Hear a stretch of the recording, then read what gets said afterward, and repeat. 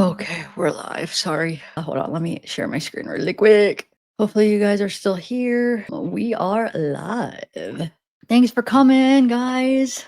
I'm nervous. I don't know why I'm nervous. This was one of my big cases, though, that I had like a lot of, contacts, people reaching out involved in this case and stuff. So, and plus, it was one of the most disturbing cases I've done. Sick what she did. And the sucky thing is that she's still not taken responsibility for it. Now, come on, wasting taxpayers' dollars to try to have a new trial when she knows what she did. She don't deserve a new trial. She freaking murdered. Oh, what she did to him was like torture. So worse than like I think it's worse than like well, I mean murder is murder, but like this poor kid had to go through months of being miserable. Months. All right, we're back in the record in file 23110 FC. People versus Shanda VanderArk. All right. Mr. Ambrose, did your client, was she able to get some medication or no? No, not yet. All right. I know there's some bureaucracy stuff that goes on between the deal and the MDOC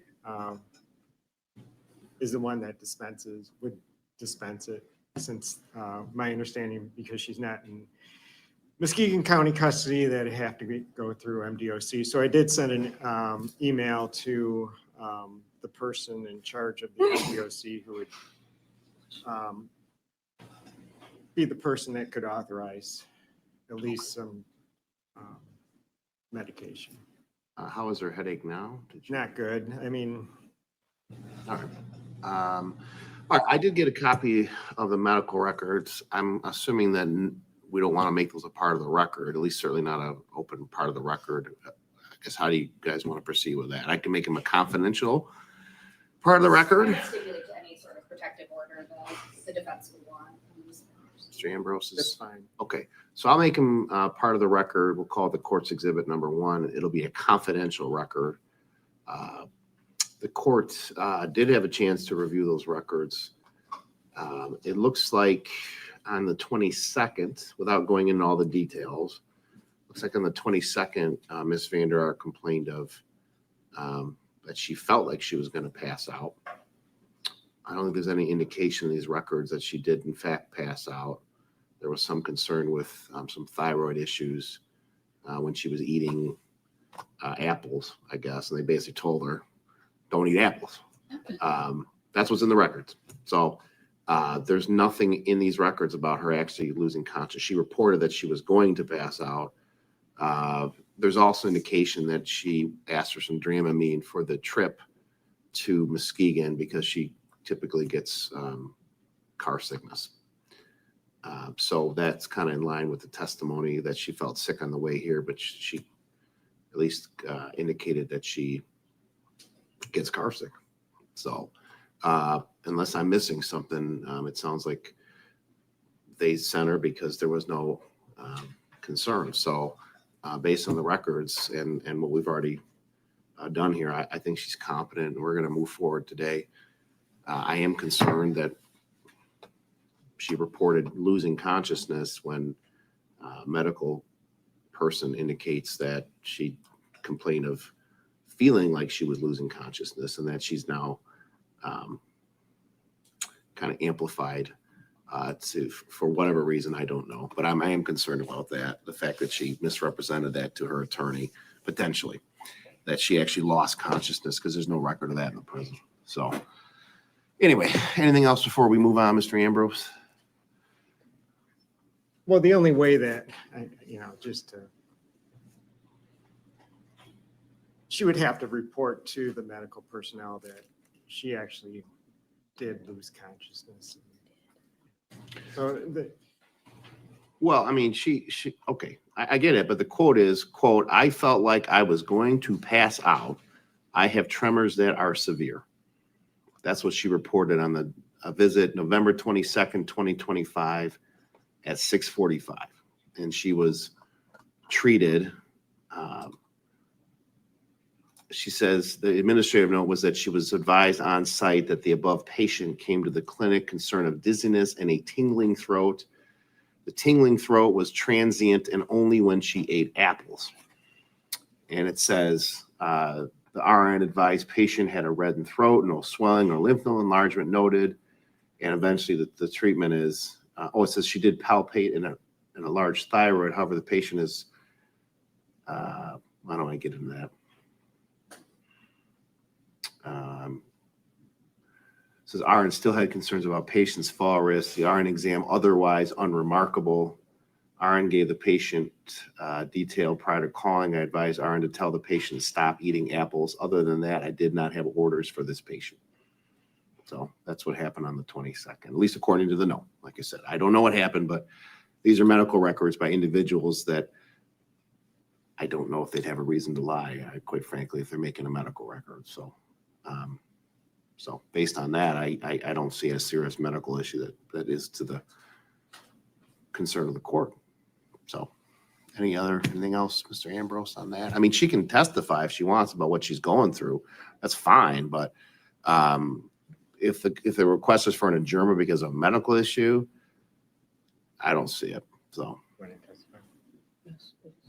I'm not, listen, I'm not going to delay this anymore. This is, in my opinion, Mr. Ambrose, she's misrepresented and through you to the court that she passed out. She did not pass out. So I'm moving on. I think this is gamesmanship on her part, and it's now 11 o'clock and a hearing that we were supposed to start at 9 o'clock. The court's been very patient with this, and we need to go. So, Okay. Anything else? No. Ms. Bloomquist. All right. So, Mr. Ambrose, this is your hearing. Yeah. You can call any opening statements on either side, or do you want to just get straight into witnesses? We can go straight into it. All right. You can call your first witness.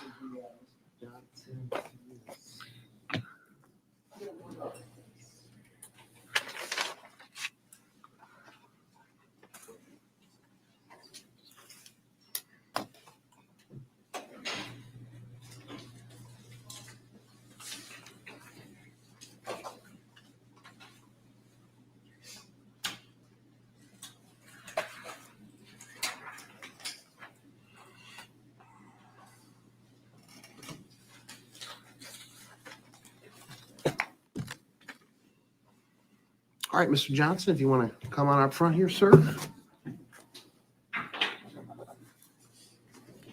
Good morning. Good morning. All right, would you raise your right hand to be sworn? Yes, sir. This matter now pending. Do you swear or affirm the testimony you're about to give will be the truth, the whole truth, and nothing but the truth, so help you God? I do. All right, put your hand down and grab a seat. Please state your name for the record, spelling your first name and last name. My name is Fred Johnson, FredJohnson.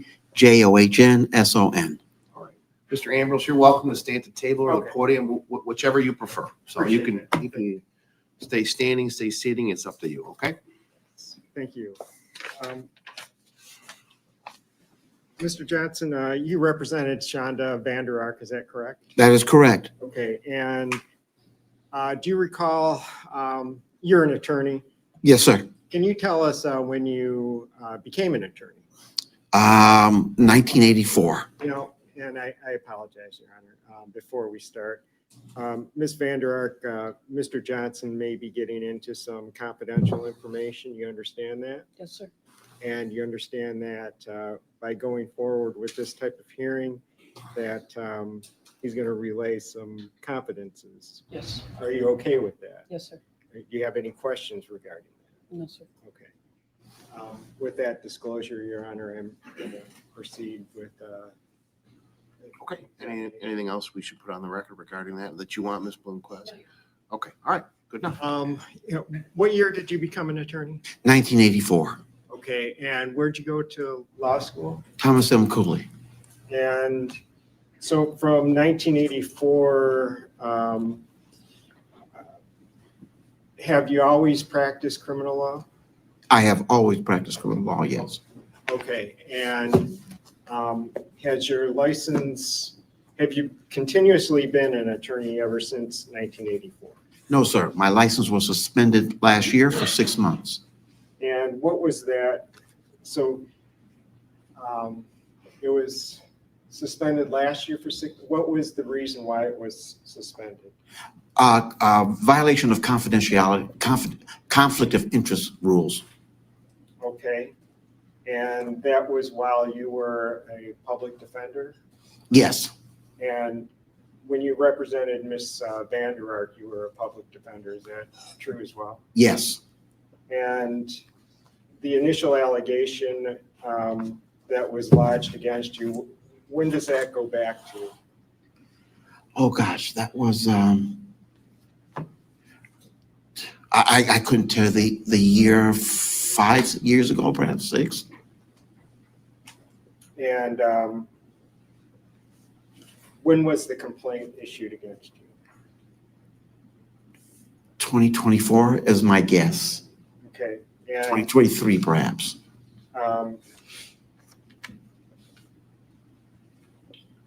Did you admit to the grievance? Yes, I did. And what did you admit to? I admitted that I had received information from one client while representing another client, and the person who the information I received was the victim in that case, in the second client's case. And again, this was while you were the public defender? Yes, sir. When did you take on that role? 2013, And September. what did your office consist of In 2013, throughout the years? it grew over the years. Okay. We started, I think we're at 13, and by the time I left, we were in our 20s, maybe 25, 26. Okay. And that includes staff as well. So you mentioned that you admitted to the allegations within the grievance. Yes, sir. And what did you have to do as a result of your suspension? I was suspended for 6 months, so I could not practice law. There's a fine and costs. Were you required to take any type of classes? Was I required to? No, I didn't. I was not required to. I did, but I was not required to. What type of classes did you take? On ethics, conflict of interest. Okay. And did you testify at any of these hearings? Which hearings? The ethical issues hearings? Yes. Yeah. I don't know if it was testimony or not. I made a sworn statement at the time of my initial interview, and I spoke to the state bar. And I think that was under oath as well. So that both might be considered testimony. Okay. And part of the part of your disclosures were that you're more or less overworked. Is that accurate? Was I overworked? I think I was.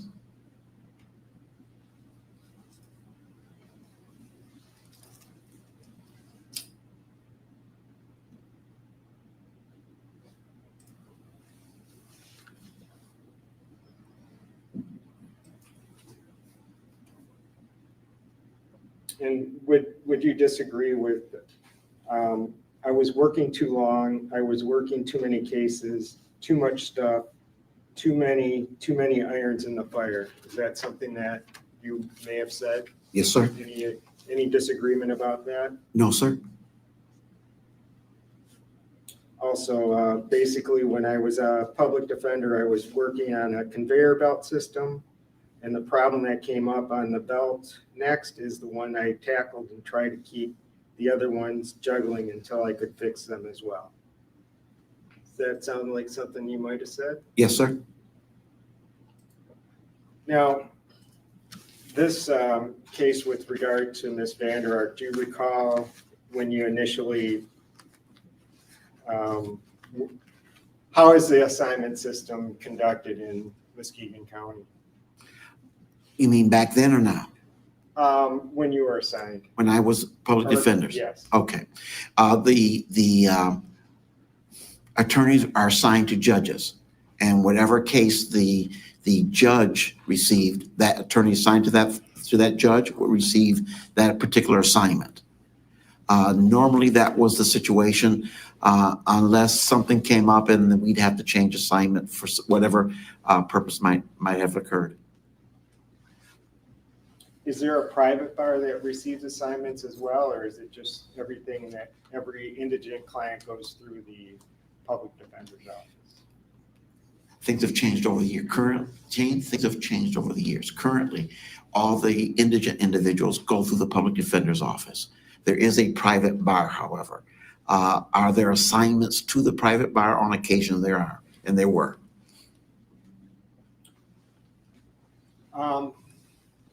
Upon receiving the assignment, do you recall when you would have first talked to Ms. VanderArk?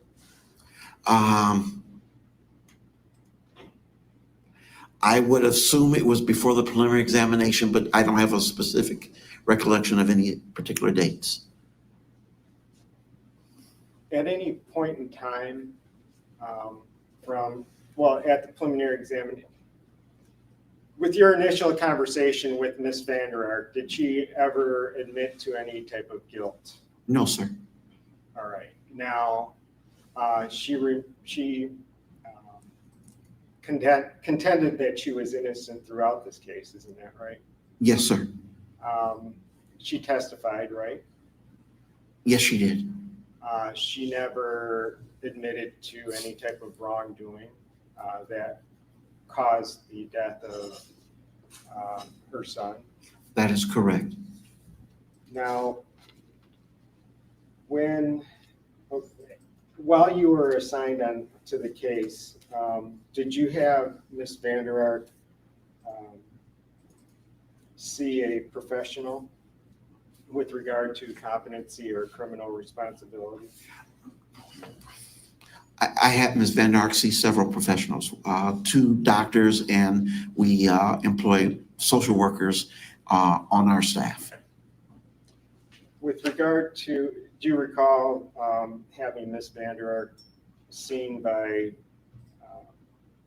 Colin King, Dr. Colin King? I do recall that. And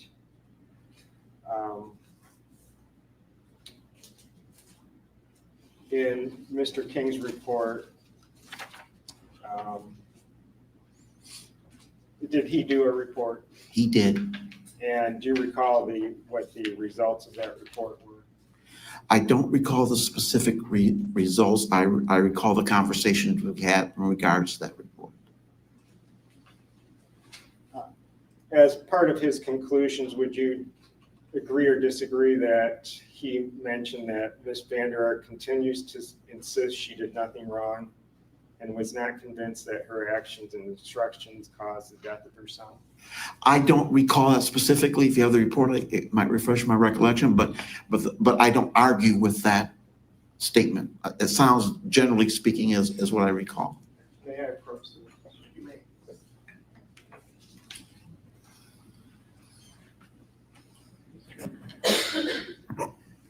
Here. Yes, sir. And it's an accurate statement that she had stated that to this doctor that she felt that she did nothing wrong. Is that correct? Yes, sir. And you went to trial on that basis, right? We went to trial because she was charged, sir. And she proclaimed her innocence, right? Even had she not proclaimed her innocence, we would have gone to trial, and she's charged with first-degree murder. But yet, she proclaimed her matter. Were there any offers made to Ms. VanderArk?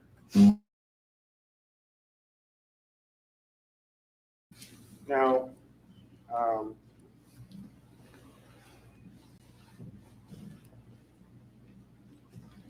Ms. VanderArk testified at trial, right? Correct. And she again proclaimed her innocence to the charges, right? That is correct. And There was an incident on the day of her testimony where she had a physical reaction to seeing a photograph of her son. Do you recall that? I believe that was, if we're talking about the situation where she turned and there was a trash can there and she appeared to, I don't know if she actually did vomit, but she had, the body language was indicating that's what was going on. I was sitting in the chair over there where the prosecutor is. And during her cross-examination was, you described the cross-examination for us. Aggressive and effective. Okay, aggressive and effective. And did you see Ms. VanderArk after court that day?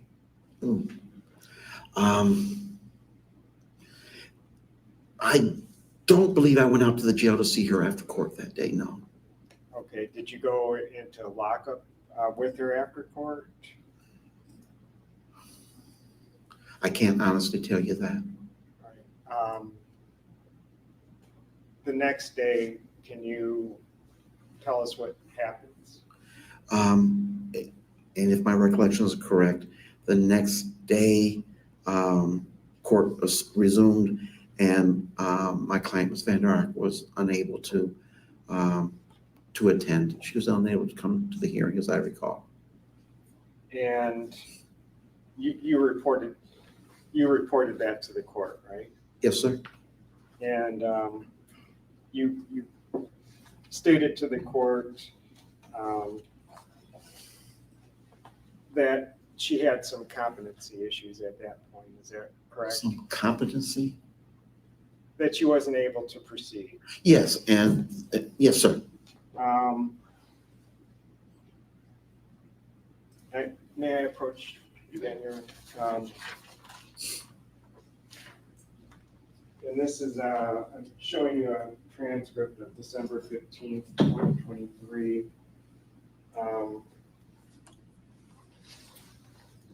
It's on page 3. If you can just read that portion.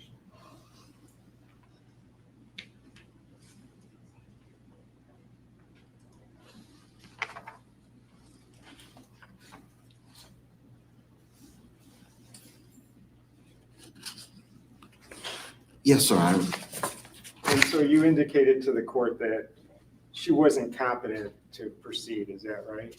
That is the word I use, sir. Okay. And describe to us what she was going through. She was, when I went to visit her, she was curled up in a ball on the floor. She was crying. She was upset. She expressed that she couldn't return to court. She expressed that she was upset, that she was stressed, that she was experiencing, and I'm sorry, I forget the word. She's experiencing a period of where she's so emotional she can't function intellectually. And based upon that, you reported that to the court? Yes, sir. And you also, do you recall reporting to the court as well as that if we waited until, or adjourned the matter until Monday, Tuesday, or Wednesday of the following week, we'd be in the same situation? I don't recall, but I'm not arguing with that. I assume you have transcripts there. I don't recall saying that, but. If you look on page 4. Which paragraph, sir? The second full paragraph. Okay. Starting with the word 1. Okay.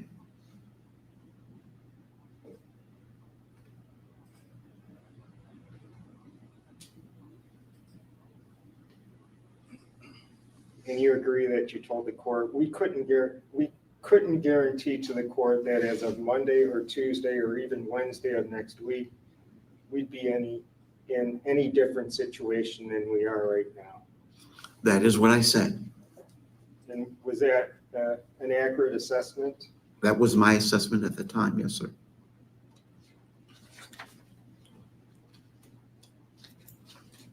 Do you, okay, so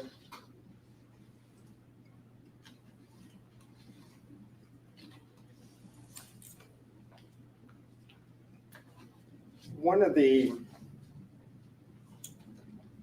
things that you argued to the, or suggested to the jury was that Ms. VanderArk was guilty of manslaughter. Is that right? That she was guilty of manslaughter. Yes. I don't know if I used that term. I don't recall arguing on the manslaughter issue. Can you tell me which page? Yes. I have this broken up, but it's on page 84. Okay. Do I have it? Yes. In the back. Okay.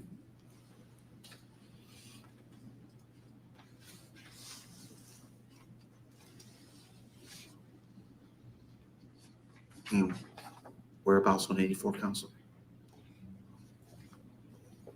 It's actually on the very last page, page 80. All right. First full paragraph.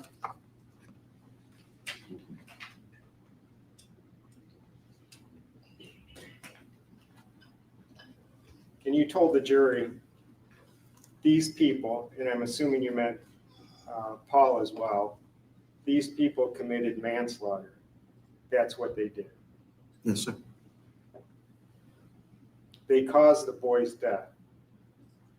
That's Yes, what sir. you said. Now,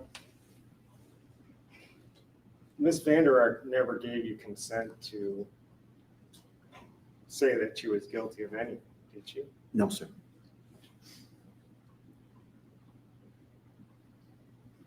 And so you kind of took it upon yourself to make that argument to the jury. Yes, sir.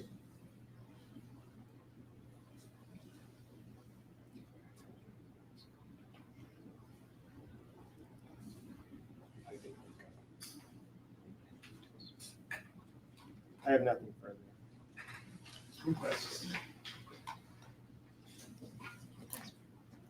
Morning, Mr. Johnson. How are you? I'm well, thank you. So I'm just going to go back a little bit more into your experience. How many years have you been a practicing attorney? 41 this year. And how many years of that as the chief public defender for Muskegon County? 2013 to 2024, so 11 years. Is it fair to say in your role as the chief public defender, you would take some of the more severe cases that the county has seen? Yes, sir. Okay. Yes, ma'am. My apologies. I'm on the roll here. Now, just sort of getting into some of the comments that were brought out from your sworn statement or things like that. There's discussions about your workload, if you Yes, recall ma'am. that, and maybe feeling like you had a conveyor belt system. Yes, ma'am. Did a case like this fall into the same category of cases you were discussing in that? No, the cases like this get the spotlight. They come out of the group of a pack, and we place not only my efforts, but the social workers and other attorneys on staff. We all work on cases of this magnitude. Okay. So although there's testimony by you to the effect of being overworked and that impacting some of your cases, is that an accurate sort of representation of what's said? It certainly impacted the one where I saw that information and I shouldn't have seen it. It impacted there. That's what I think has happened. So, but I'm sorry, go ahead. No, and that's okay. And just to be very clear, the case for which you had your suspension had absolutely nothing to do with this case, correct? That's correct. No witnesses between, Paul and Ms. VanderArk. That wasn't the conflict at issue. That's correct. Okay, it was a wholly unrelated matter. Yes, ma'am. And, while we're on that topic, did you have to sit in that exact same witness chair and again, they're hearing on that case as well? Yes, ma'am. Okay. And you testified about the allegations and the conflict that was alleged? Yes, ma'am. So getting back into your prep on this case specifically, let's walk the court through your preparation for trial. Let's start with prelim. Okay. Walk us through your preparation for preliminary examination on this case. Well, I assume all lawyers do. You receive information called discovery, and you pour over it. You go out and see your client, you talk to your client about what's going on and what her impressions are. You come back and you go over it again. You bring in other attorneys to take a look at issues. You run issues by them, see if they have any similar experiences or any pointers that they may want to bring to bear. You bring another attorney in, usually a younger attorney in to sit in this, to watch the whole process. We also employed interns here. So the beauty of interns is, whereas I may have multiple cases, they only have the one, and they pour over the documents and the materials. And if there's anything in there that they see, then they can bring it to my attention. But it's a fallback situation, so we can bring other eyes on it. And there was no different than here, Ms. VanderArk. We did all these things. We worked dozens of hours just for the preliminary examinations, and we were ready to go. So it sounds like you created a team, so to speak, for Ms. VanderArk. Yes, ma'am. How many people would you say were on that team? Over time, coming and going, over time, from the time we got the case to the time we ended, maybe 4 lawyers, an investigator, 2 or 3 social workers, so we're up to 9, and a half a dozen interns, so about 15, 16, something around that line. So 15 or 16 people working on her case specifically. Over the course of time, yes. Okay. And as part of your preparation for trial, now let's shift to preparation for trial. You talked about hours for preliminary examination. Could you describe to the court your preparation for trial? Well, at this point, we've had time, a year, to look at this thing. We've brought in experts to examine my client. We've gone out to the scene of the crime and taken photographs and walked around, got the feel of the place. We've talked to multiple folks who we were considering experts, but we ultimately didn't hire.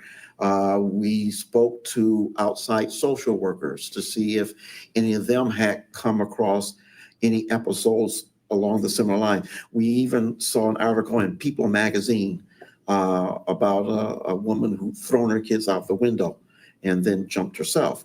And quite frankly, it was eerily similar. And quite frankly, I'm still convinced there's something to do with my client's conduct. But it was hundreds of hours by then. And I'll put in a couple hundred hours myself on it, and then you add in what everybody else is doing. It's a lot of time. It's a lot of effort. And I've told her I think if she had to hire, she'd spend $1 million on what we did for her in terms of trying to prepare and defend her in this case. So just so I'm clear, you yourself dedicated hundreds of hours, yes, ma'am, personally to this case. Yes, ma'am. It was either I'm reading something or I'm talking to somebody. I'm looking for this needle in the haystack. I believe then, and I believe now, there's something wrong with my client, and that there's somebody out there who would be able to tell me what it was. And I still believe that to this day. So I want to dive a little bit deeper. You said that you sought out experts, correct? Yes, ma'am. And were some of your experts from the Center for Forensic Psychiatry? The sort of state-run? We use the appellate defender has a website, and they have a listing of witnesses, expert witnesses that other lawyers have used, and we use their list in determining which ones to approach. We also use here from the other lawyers in the office. Have you used anyone in these circumstances? Do you know of anyone? And those are the lists we use. Okay. And so I know the record will reflect this, but I want to ask you, do you recall having a criminal responsibility report done for Ms. VanderArk? Yes, Dr. Watson. And do you recall also having a criminal competency report done as well? Yes, ma'am. And Now, those were ones that I believe were filed with the court, correct? Yes, ma'am. Were there reports that you, or examinations that were done and reports that were drafted that were not filed with the court on Ms. VanderArk's behalf? I don't know if we filed Dr. King's report or not. I don't think we did. Okay. And did you also get a report from a George Watson Jr.? Yes. Okay, and to your knowledge, was that ever provided to any, to the court or to the parties? To my recollection, no. Okay. Is it fair to say that you did a lot of investigation into experts who could testify about her mental state? I think that is fair. Why didn't you present those experts? The conclusions the experts provided would have been supportive of a verdict of guilty of murder. Their positions were uniformly and enthusiastically negative towards my clients. They would have been prosecution witnesses had we presented their findings. So you intentionally did not call these That experts? is correct. We intentionally did not call them. And that choice was made after a thorough investigation of their opinions, correct? Or I guess explain the investigation Okay. that went into that determination. Dr. King, for instance, when I spoke to him, his response was, "She's a monster." His response was, "She's the worst thing he'd ever seen." And he's a man who testified for mass murders. I did not want to bring his testimony in. Dr. King simply said that she was competent at the time and she was competent for trial, and and that's not what I wanted the jury to hear. I want the jury to hear that there's something wrong with her. So let's get into, and I hate to zoom out here from these details, but what was your overall strategy?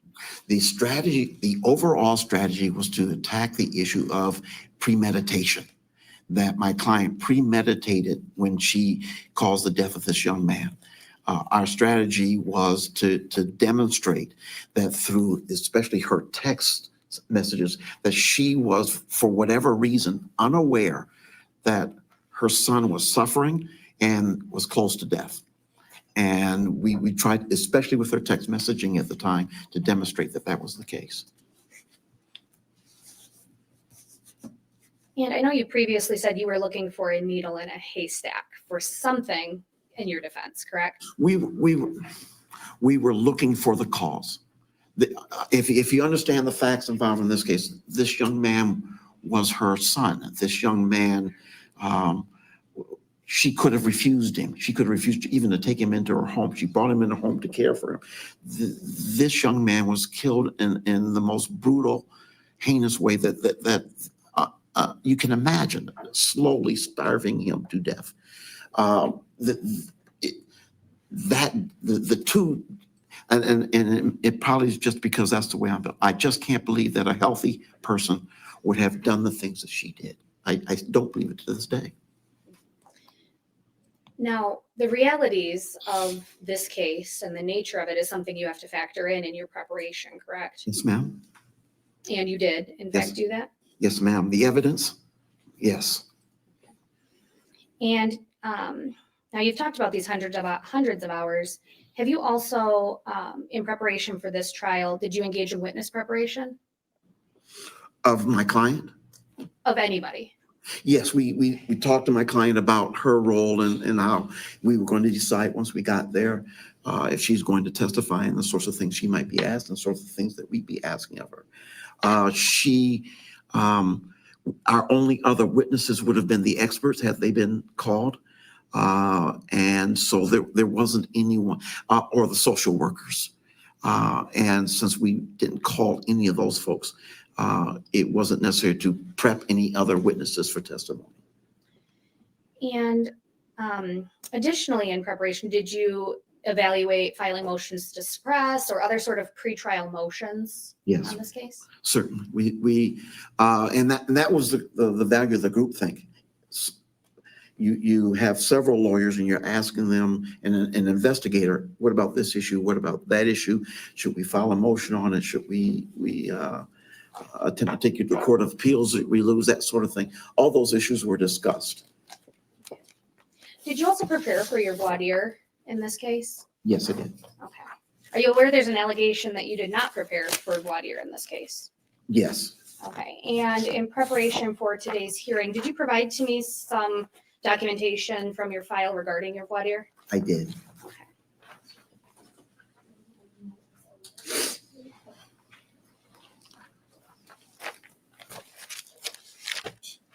Your Honor, would you like the people to be numbers or letters given today's proceeding? Let's do numbers. We'll stick with consistency, unless someone's pre-marked exhibits, but we'll do numbers. Okay. I'm going to be showing, may I approach? You may. All right, I'm showing the witness what's been marked as People's Proposed Exhibit 1. Could you identify what this is for the record? Yes, this is my standard voir dire sheet, in which 4 pages of questions that I may or may not be asking depending on the nature of the case. But certain things that I want to make sure I cover and ask the juror or potential juror before they're seated. Okay. Do you recall if you used this preparatory document in your trial? Yes, I did. Okay. And I know this is a blank version, but did you take notes on it during the trial? Or? Yes, I did.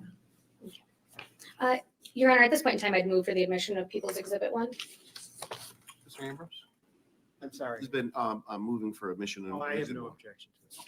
All right, so Exhibit 1 is We can admitted just leave that. without objection.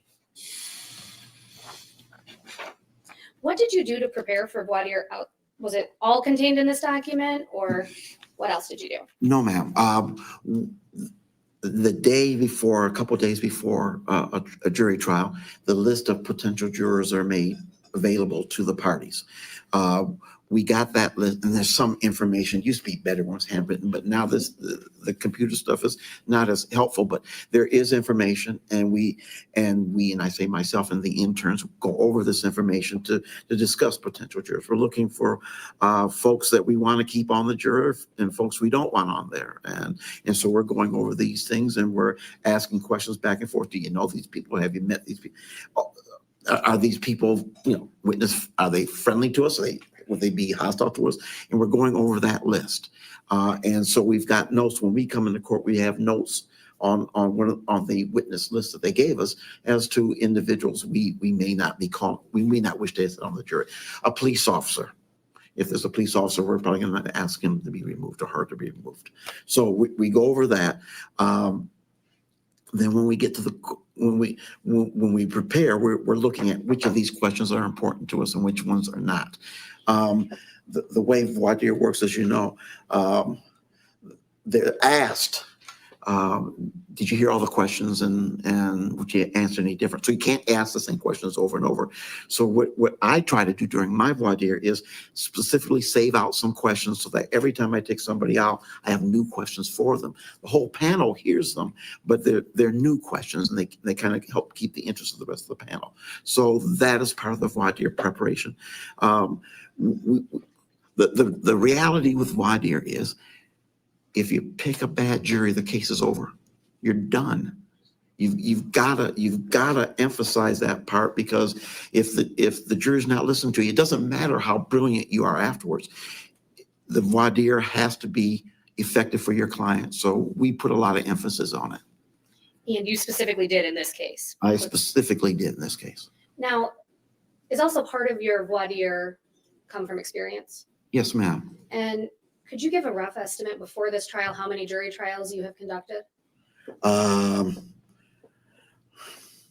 Misdemeanor, oh gosh, misdemeanor and felony, maybe 2 or 3 a year, felonies. And back when before I became a public defender, 10 or 15 misdemeanor cases, literally a couple hundred. I don't know. I've lost track a long time ago. You don't keep a sheet with them? Yeah, Or something, at least 10, 15 a year for 30 years. So. Thank you. But you have vast experience in selecting a jury, correct? I've done it many, many times. And is part of selecting a jury knowing potential jurors out in the gallery that might be called up if you excuse somebody. Yes, ma'am. And I guess, do you see your obligation as a defense attorney to make sure you use every preempt, or to make sure you get the best jurors seated in those seats? I want the best panel. And I tell my folks, the young folks, it's not how many questions you ask the right questions. You don't need to ask 100 questions. So there are occasions when my voir dire may be brief, but hopefully it's effective. And I'm talking, and as Judge Casey will tell you, I talk loud. Everyone in the courtroom can hear me when I'm doing my voir dire. I speak to the people out the back as well as in the panel. So yes, I'm aware of the panel here, but I'm also aware of who's sitting out there in the jury. Sometimes taking a person off the jury doesn't mean you're going to replace them with someone better. That's the Detroit Lions philosophy. Just because you replace somebody doesn't mean they're going to be better. Sometimes once you got the best you have, you stop talking. Did you feel like you had a good panel in this case when you concluded voir dire? Every lawyer says, I want a fair jury. We don't. We want a jury that's going to do what we want. I want a jury that's going to say not guilty. I got a jury as close to that as I was going to get from this panel. So I'd like to shift a little bit and move into your interactions with the defendant. Do you recall, and it can be approximate, how many times you met with her personally? Gracious, no. I couldn't meet with her. Well, okay, me personally. Gosh. No, I tried to go at least every other month. So if we had a year, maybe 6 times, maybe. And then during trial, and then after trial, and then are you counting the time after trial when I went to Jackson to meet with her? Well, let's Or just before trial? let's say before trial. Okay. But then I'll get into the Jackson. Half dozen, somewhere between 6 and 10, something like that. And that was while she was lodged at the Muskegon County Jail? That is correct. Okay. How did those meetings go? What was the general atmosphere? The meetings went very well, notwithstanding what she was convicted of. Ms. VanderArk was a wonderful client. She was a client from heaven. We talked. Her conversations were on point. She used time well. She didn't keep me after the point of the visit was over. She asked good questions. She responded well. We had and we have a wonderful attorney-client relationship. And so it sounds like she was a cooperative Oh, client. absolutely, always. And she had, would you say, above average understanding of the proceedings and what was coming with the trial? She's a lawyer. She went to law school. She graduated from law school. She missed one question on her bar examination. She clerked for 2 judges. She must have sat in on a dozen felony murder cases, sat in and watched them. So she had as much experience with the law as somebody who has never practiced could possibly have. She was, and our interactions were tailored towards that. It's not one cookie cutter for every client. Her situation was different. She could understand and put together the facts and circumstances in a way that a layperson couldn't do, and that was very effective for her and very, and I appreciated it.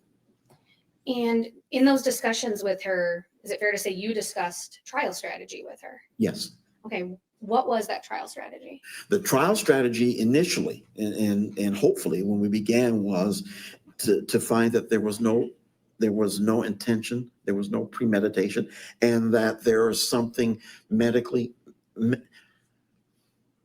wrong with the person that committed this offense. Quite frankly, as I would tell my folks when I first met her, and in the first 6-7 months we worked on this, I would tell them there must be somebody else living in that head along with her, because the person I knew and the person who did these things, they just didn't matter. So our hope was to find somebody who could put a finger. This is what she has. This is what's wrong with her. When that proved to be didn't bear fruit, we moved to, okay, when did she perform? When did she create the intention to even injure her son? Because our argument was she never formed it. Did you discuss manslaughter with her? Yes, manslaughter, murder in the second degree, all the homicide crimes, we discuss each and every one of them. And you read portions of your closing argument. Yes, ma'am. And did you discuss with her about conceding manslaughter in your closing? I don't remember that. Okay. Why did you concede manslaughter? The volume of evidence and the type of evidence was massive.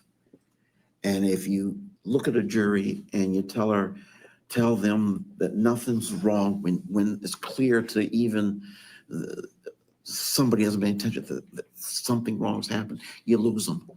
And when you lose credibility with the jury, they never listen to what you have to say after that.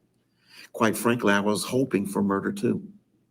I told them manslaughter because that would give them the space to move up but I was hoping that they would see me as a fair dealer, as an honest person who looked them in the eye and told them, this is what's going on. And I'm not going to try to lie to you or put a lawyer tricks and fool you. If the gun, if the glove don't fit it, you must have quit that stuff. I'm an honest guy. This is what I honestly think, and this is why you should think it. So I had to concede something because, quite frankly, the evidence was overwhelming, and the prosecutor hadn't even put in his best evidence. And at the time of closing argument, is it fair to say that Ms. VanderArk was not assisting you in your closing argument, given her mental or physical state in the jail? We had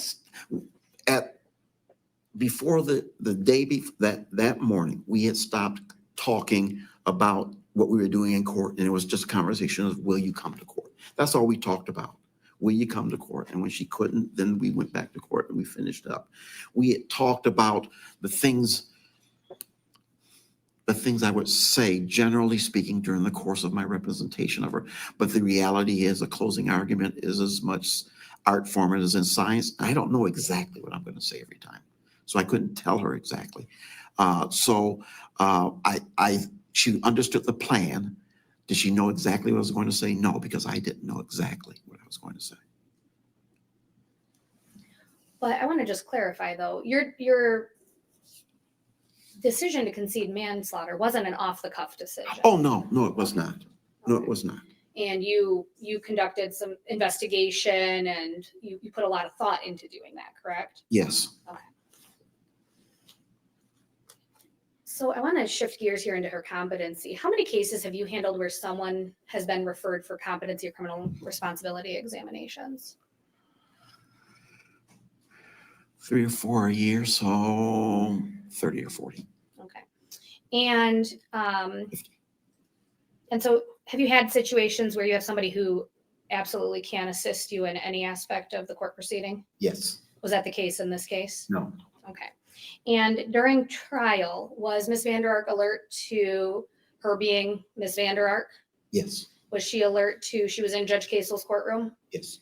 And that it was the date and time that it was that year? Yes. Okay. And she was actively assisting you, it sounds like? She was. Okay. And was she assisting by writing notes while you were at counsel table? Yes. And that was what I do is I can't listen to the witness chair and my client at the same time. So I give them a pad and pen and ask them to write notes and slide them over to me. And without getting necessarily into what she was writing, was the content of what she was writing coherent? Yes. It was attuned to time and place? Yes. It was appropriate for what was going on in the courtroom? Yes. Okay. So let's talk about Thursday after she testified. Now, you don't recall if you went into the holding cell or the jail with her after the testimony concluded? Okay, let's make sure I understand. Yes. When trial was over, did I go into the jail? Okay. Thank you for clarifying. That was Okay. a poorly worded question. when the proceedings on Thursday, Mhm. not the last day, but the day she concluded her cross-examination. Yes. When that day concluded, did you go to the jail to meet with her? I believe I saw her in the holding cell, which is back here behind the jury room. I think after each day, myself and the social worker involved, we go back and we talk to her for a few minutes, but then we break. That was the plan. Did it always happen every day? I don't remember. I think we did most days. I don't know if we did that day. So you wouldn't be able to say how she was appearing outside of the courtroom after that? I have no recollection of her after she walked out of the court that day. Then I don't recall. Okay. So let's move into that Friday morning Yes, that ma'am. you've already testified about. And you described that she was in a holding cell, correct? Yes, ma'am. Do you recall who was in the holding cell with you? My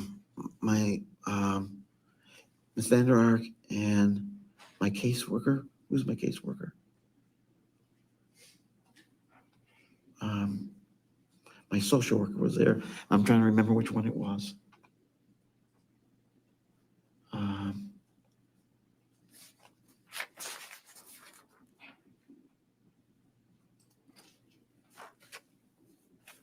Give me a minute. I don't remember which one it was. Would it be Melinda Katecki? Yes, Okay. yes, that was Melinda. Do you remember a couple of jail deputies also being there? They were in the area, but they weren't in the cell with us. There's a cell area and they stand outside of that. They weren't in the cell with us. Okay, so to your recollection, it was you, Miss Katecki, and your client. That's my recollection. Okay. And you indicated that she was on the ground, curled up. She's on the floor, curled up against the wall. Okay. And could you tell the court what your conversation is with her, like at the start of that morning, when you first walk Okay. in? What's the conversation? Are you okay? What's going on? Can I get you something?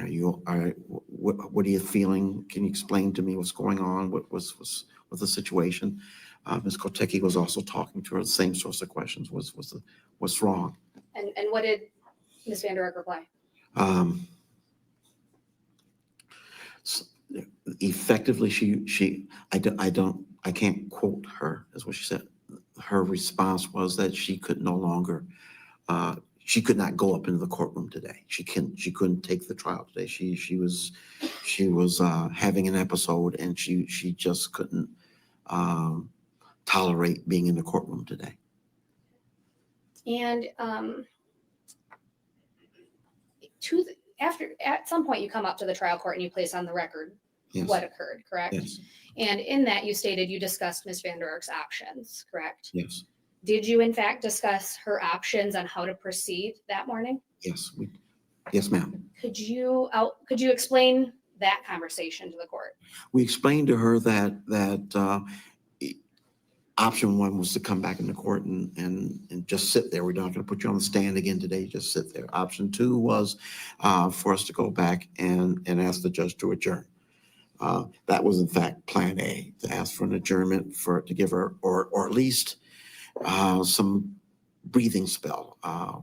When this happened a time previously, the judge gave her 5 minutes, but we already had an hour or so in on this thing. So so that was plan B. Plan C was to continue to represent her. If the judge said go, we're going to go. Did Ms. VanderArk want the adjournment? Yes. Did she want, and if the adjournment wasn't available, I guess, did you discuss waiving her right to be present at court? I don't think, I don't recall. I don't think I did. I don't think I told her that she had a right to refuse to come to court. If she signed an affidavit saying that she is voluntarily choosing not to come to Oh, court, would that yeah. refresh your recollection? It does. You're correct. Okay. Counsel, that she did sign an affidavit to that effect. Okay. And did you know that was happening, or were you aware that was something that was being drafted for her to Yes. sign? Yes, I was. Okay. And so does that refresh your recollection about the conversation? Yes, it does. Okay. Yeah. Now that your recollection's refreshed, do you recall explaining to her her ability to waive her presence. Yes, I remember, in the context of the affidavit, I think we came downstairs a couple times. And when we came down and said, this is what's going to happen, you have this, if you don't want to be there, you have to let us know. And she signed an affidavit to that effect. Did you coerce her in any way not to come to court? No, ma'am. Okay. Did you want her to come to court? Yes, ma'am. Would that have been better for your case if she came to court? It would have been better. Yes, ma'am. Did you feel like she understood what was happening to sign that affidavit? Yes, ma'am. Or at least to make the choice to not come to court? Yes, ma'am. I apologize, I shuffled my notes here. Now, when you were asked about using the word competency, I believe it was on page 3 of that transcript you have there, you said, well, that's the word I used. Could you explain your response to that question? That I used it in the layman's vernacular as competency, not as in the legal standard as competency. I didn't mean that she, as lawyers know, that she couldn't participate or that she couldn't understand. I didn't mean it. I meant it as a layman would use the word competent. She just wasn't ready to go. She wasn't able to write me those notes or to whisper in my ear or to participate as I would want her to have. This, her life's on the line. It's a murder trial. I want her to be fully able, I was going to say competent again, to participate in the process. This is her chance. This is her chance. And I didn't want her to leave that courtroom thinking that she left cards on the table or whatever the expression might be. So it was not your impression that she was legally incompetent the morning of that Friday morning? That is correct. Now, had Ms. VanderArk, and I know the court's referenced this before, but Ms. VanderArk had episodes before, correct? In my presence, she'd had, if we're not talking about when she saw the photograph, in my presence, she'd had one episode, but she expressed to me during the course of our representation that she'd had others. Okay. And one of those episodes, and correct me if I'm wrong, but you observed the episode at the preliminary examination where her co-defendant was called to the stand and she had an episode, correct? I don't remember the timing. She had the episode of the prelim. Okay. And the record will speak for itself about Yes, when? ma'am. Okay. Shifting gears a little bit. Now, it wasn't your strategy to discuss hydration in depth, was it? Was it my decision? Dehydration and No, okay. ma'am. Why didn't you focus on dehydration?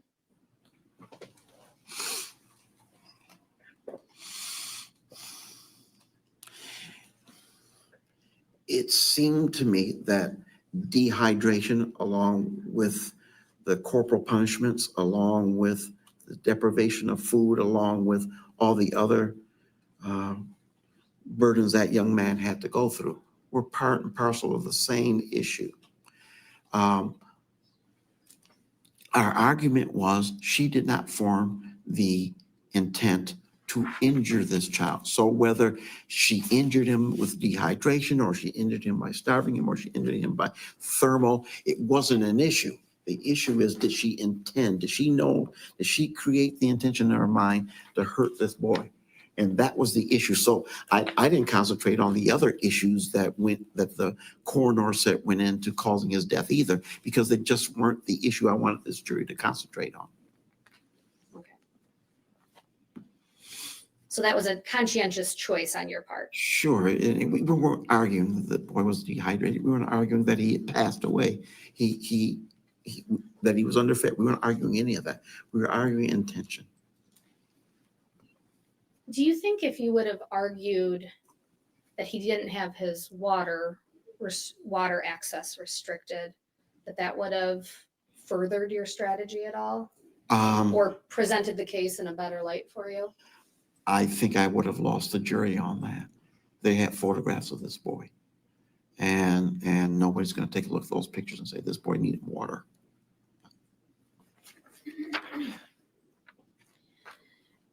Now, there's been a claim that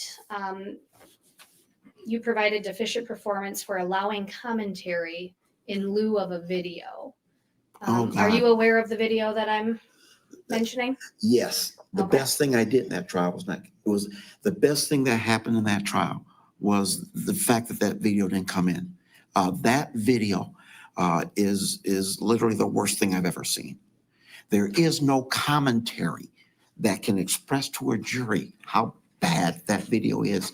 The commentary was by leaps and bounds better for our clients than showing that jury that video. I'm so pleased and grateful that the people did not push to admit it.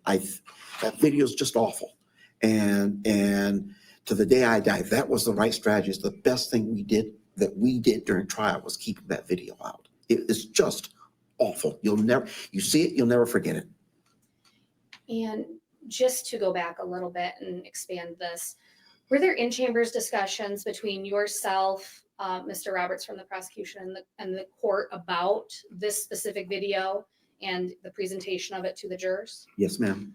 Okay, could you just sort of place on the record the summary of that in-chambers My position was that the video was so prejudicial that nobody who saw it could unsee it and not give it and not absolutely close on. It's just it was, and given the weight of all the other information that Mr. Roberts had presented, it was duplicative, and therefore we shouldn't allow it in. That was my argument.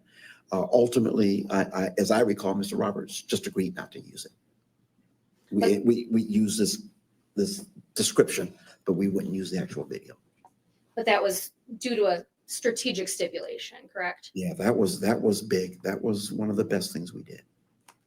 And it wasn't an oversight that you just let hearsay. Oh, no, ma'am. That was a relief. I can just have one.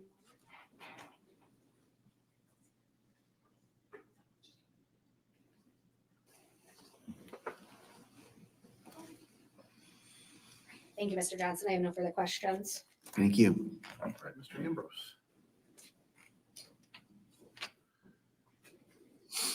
Any follow-up?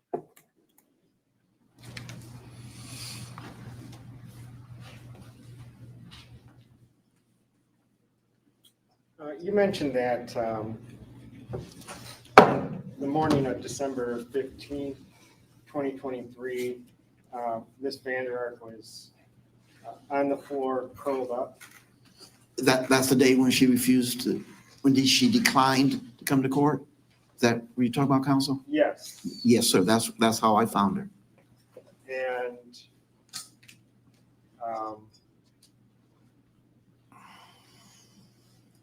you did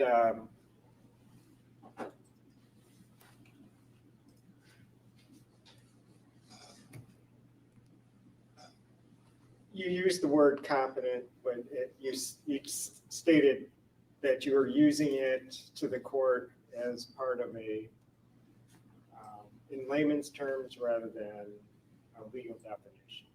That's correct.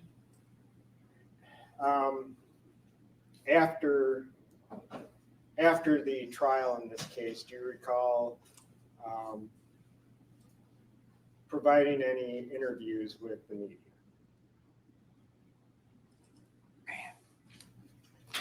I believe they were standing in the corridor, Okay. and I believe they did speak to me.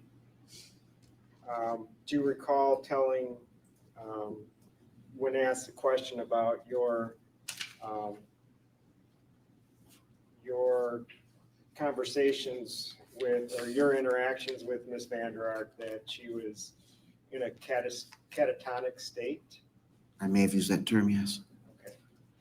And so that's kind of a serious situation, right? Yes, sir, it is. And that's more or less what you reported to the court, is that correct? Catatonic state is a more egregious, is a higher level of incapacity than what I report to the court. And that's what I report to the media.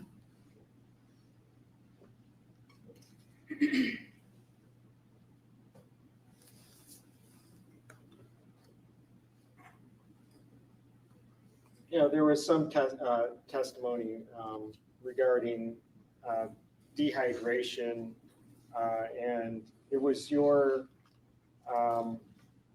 decision was it trial strategy that you did not use dehydration as a way to explain the death of Timothy? Was it? Yes, sir. The trial, would you like me to elaborate? The answer to your go question, ahead. yes. Okay. The trial strategy was not to try to explain that there was food in the house. There was water made available. The other children had corporal punishments as well. The decision was not to try to explain that these were causes of death. The decision was to explain that my client never intended this outcome. Does that? Was there, to your understanding, was there any restriction on water For Timothy? No, not that. And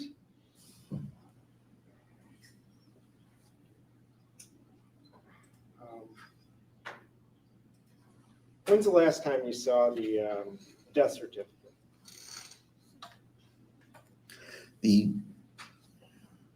I would have seen it before trial. Okay. That would have been the last time anyway. May I approach the witness? This was, it looks like it was People's Exhibit number 45 introduced at trial. Is that what you recall as being the death certificate? I don't have any personal recollection, but this is the death certificate of the victim in this matter. Okay, and what's the first thing that's listed as Located. being the cause of death? Okay.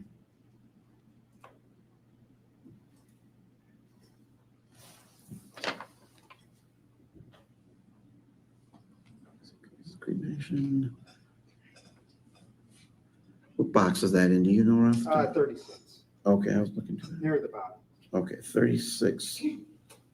Dehydration and extreme emaciation. Okay, and dehydration would be lack of fluids, right? Yes, as far as I know. And like you said, there was no restriction on water in the household. That's what my understanding was. I wasn't in the household, so I don't know if it was or not, but that was my understanding. All right, I have nothing for you. Just ask a brief follow-up. So, Mr. Johnson, if you had focused on dehydration, would that open avenues to the prosecution to enhance some of their arguments? I would assume. Such as the fact that he didn't have access to water when he was locked in the closet, correct? I didn't want to get into that. That he did have access to water in the ice baths, arguably. That's what I was afraid he'd say. And ultimately, and unfortunately, but by the defendant's actions, Timothy was so malnourished and unable to move that he could not get himself water. Would that be accurate? I would assume that's at the end. I'm sure that's what the case was. So there's multiple arguments and pitfalls if you were to take that strategy, correct? If I would have attempted to argue that whatever in here did not cause the death, I opened the door for Mr. Roberts to show that, okay, it did, and that this wasn't an issue. And I didn't want the jury to hear more of that. I want them to hear that my client just didn't get it. That was the message. Thank you. Any thought to that, Mr. Ambrose? No, Your Honor. Thank Okay. Mr. Johnson? Sir. I have some, well, it's a noon hour. Are you available this afternoon, Mr. Johnson? Yes, sir. All right. Let's break. We're going to, since we lost some time this morning, I'm going to have us return at 1 o'clock after lunch. And then we'll resume. Mr. Johnson, you can stand down for now. Dude, I a would whole like you back hour? at 1 o'clock. Yes, sir. What the heck? Anything before we break, Mr. Ambrose? No, Your Honor. Thank you. Ms. Bloomquist. No, Your Honor. All right, we are in recess for lunch. Thank you. Dang it. What should I do? Should I stay on here or just take a break, end it, and then come back?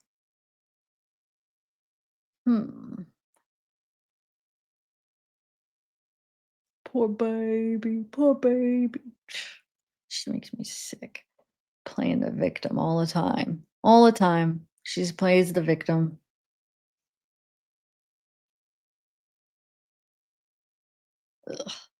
What do you guys think I should do? I don't know. I mean, we could continue watching her testimony, her old testimony. Um, or what do you guys want to do? I mean, I have a ton of videos or ton of files, but I almost think the best thing if we're gonna stay on is just finish watching our old testimony to refresh instead of like trying to like pick through different files I have, because that in itself is some good information to refresh on how who this woman is in a way, you know. Set up a redirect to a new live.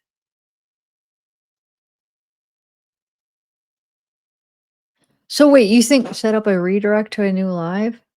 Like you think in an hour though?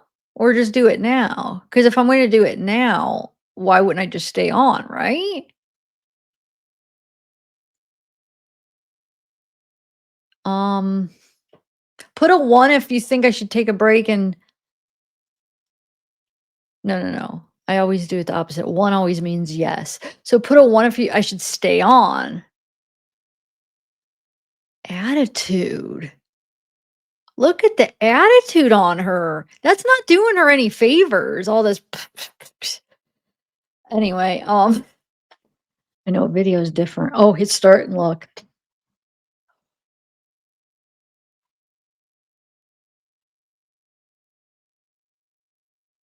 There she goes. Writing away. Lord. Lordy, lordy. Yeah, I'm reading that article. It's still the same. Oh, well, let's see if they put anything out. I think they might just not say anything and hope that somehow that other person's wrong. Wow, she has aged. Look at her wrinkles in her face. And I mean, there's no shame. I'm not saying like, I don't want to say, oh, it's bad if you do, but I'm just noticing like it from when she went in, like prison must really be hard on you because a lot of people age so quickly. It must be. I remember that one woman, she really aged a lot too and was only in there like a year when she had her trial. The girl from the mother from the school shooter. I can always forget her. Oh, the one that's wait, they're in the same jail. That jail must be bad. The one that was she said that she had talked to. Why do I always forget their name? Help me out, guys.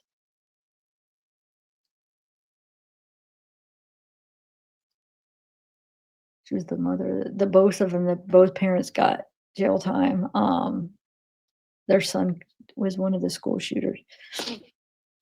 But she aged a lot. I remember I was like, whoa, when I saw her from when she got arrested and then her trial, I was like, oh wow, that did a number on her. Yes, I know. I heard about that. The minor thing. There's a picture. Yeah, I know. I actually know more about that than I can say, to be honest, right now. But yes, there'll be more information coming out about that, I'm sure. Oh, sure. Yeah, we could share the picture on when I do the next live. But yeah, allegedly there's another minor. And then remember, there was that other minor that actually posted that he tried to get with, and she was still in high school, remember? So that's 3 right there.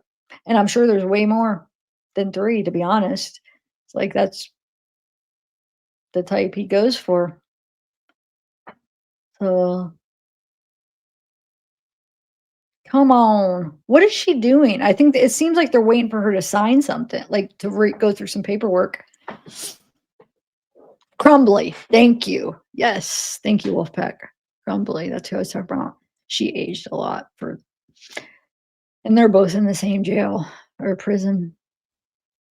So this might be a hard one, because there's some jails I'm sure that are worse than is she crying? She trying to muster up a tear?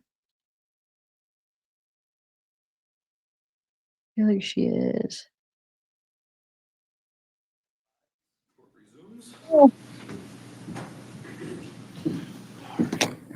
Please be seated. Mr. Johnson, if you want to come on up.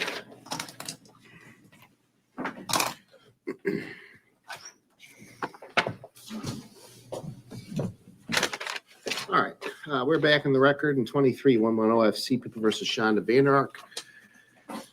Where we left off, Mr. Johnson was on the stand. I think the parties had concluded their questions. The court did have some questions for Mr. Johnson. Mr. Johnson, you obviously know you're still under oath. I do. All right. Let me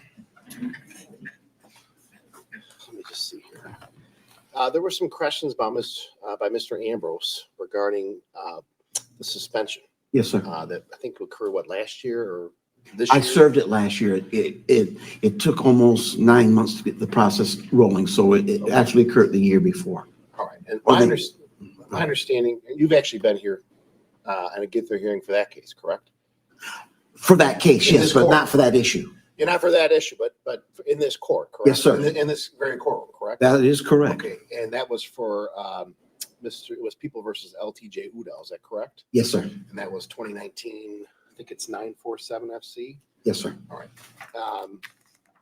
And I just wanted, for the record, my understanding is the basis of the disciplinary action was that in that case, let me just go back. My understanding of the facts of that case, very briefly, Mr.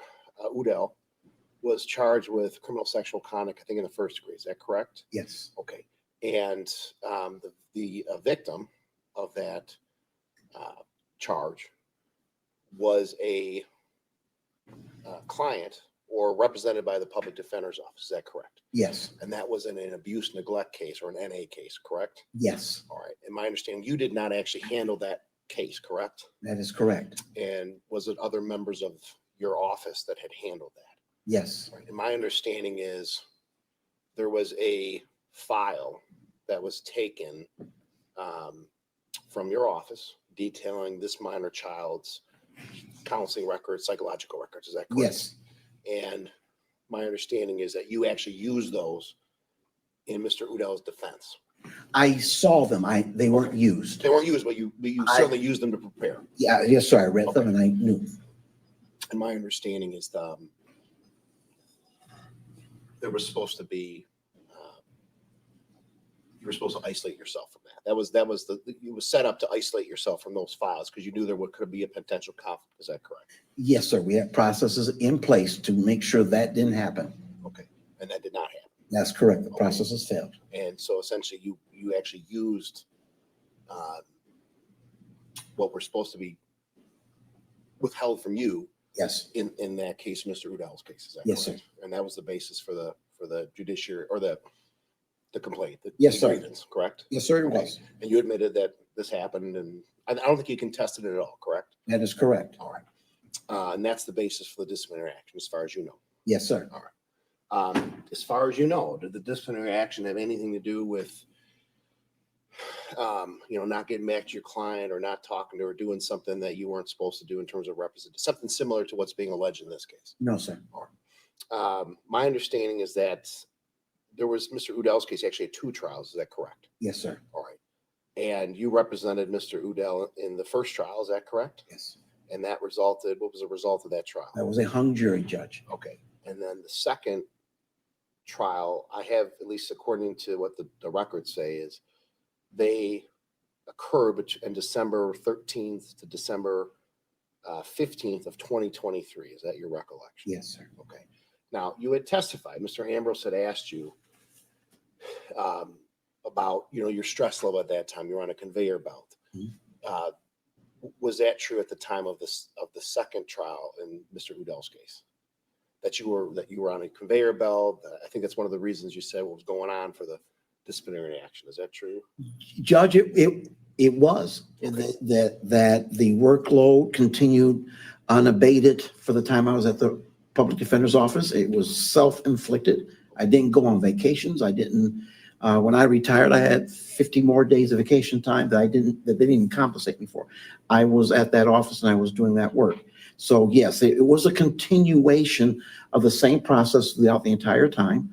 The only difference being was when it came to a capital, well, it's not capital in Michigan, but a life case in Michigan, the priority shifted so that the time that I needed for that case would shift to that big case, the life case, as opposed to misdemeanor cases that I might be working on. And I actually misspoke. So my understanding, I got this trial, Ms. VanderArk's case actually took place between December 13th and December 15th of 2023. Is that your understanding? Yes, sir.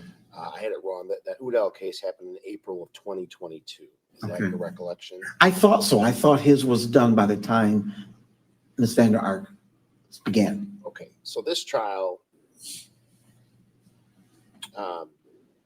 Yeah. did you go right from the Udall case to focusing on Ms. VanderArk's case? Because No. it looks like they went from April 2022 and then a little over a year later, you're trying another FC case. No, I think there were at least a few weeks in between. I don't think so.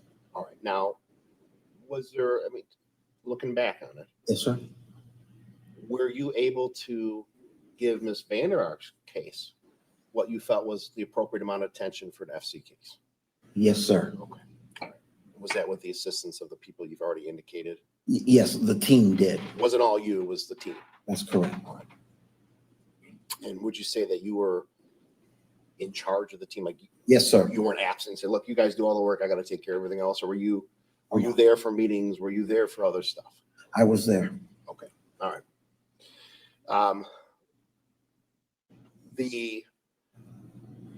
And I'm trying to understand the defense strategy. Okay. Yes, sir. From what you've testified to, my understanding is that your strategy was to essentially go from a intentional crime Mhm. to a negligent crime. Is that correct? In effect, yes, a crime where there wasn't the mens rea to commit harm. So yes, sir. At the break, I looked up the jury instructions, Mhm. and it looks like correct me if I'm wrong, I can't remember exactly, but did you ask for the involuntary manslaughter instruction? We did not. You did not. No, sir. Okay. But it was included, correct? Yes, sir. Was that at the request of the prosecution, do you recall? Now that you mention it, I don't remember who asked for it. Now that you mention it, I don't know, because we obviously, for the record, we discuss these instructions in chambers, and the instruction, it would have come up. I don't know who asked for it. It might have been me. I don't remember. Okay. So my question is this: you had testified at the beginning of Mr. Ambrose's questioning that Ms. VanderArk had not given you consent to ask the jury for a manslaughter verdict. That's correct. Was that your testimony? Yes, sir. But then later on, you said the focus was going to be this is not an intentional crime, that there's just something wrong with it, correct? Yes, sir. My question to you is, when these discussions between you and Ms. VanderArk, did she unequivocally say, I am not guilty of any crime? Or was the discussions, look, I didn't do this intentionally. I didn't mean to do this. I'm not going to plead to something that I didn't intentionally do. Was there a dichotomy in that discussion?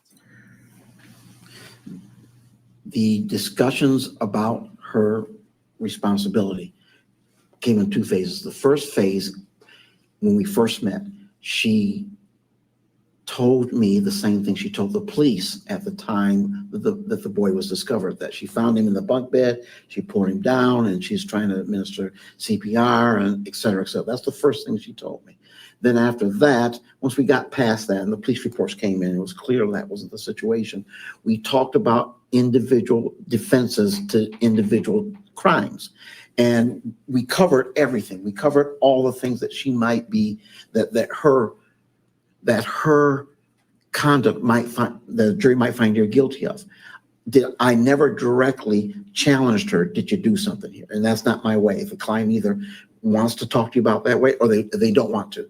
But based on the conduct of our conversations, it was clear that she was aware that there's something that's wrong here. There's something that I may be found guilty of. And that's kind of how we kind of, in order to bridge the gap from her having to confess to me, we kind of discussed it as there's something you might be found guilty of. And this is the things you might be found guilty of. And this is the things that we might be able to achieve if we do these sorts of things. And avoiding, and the bottom line is avoid first degree murder. So it was never, she never said, well, I'm guilty of something. It was more of discussion about, okay, throw it all out the window. What could the jury potentially find? What's a mitigating thing we can do? Is that right? That was the strategy, Judge. It was never, I never confronted her to ask her if she did something wrong or not.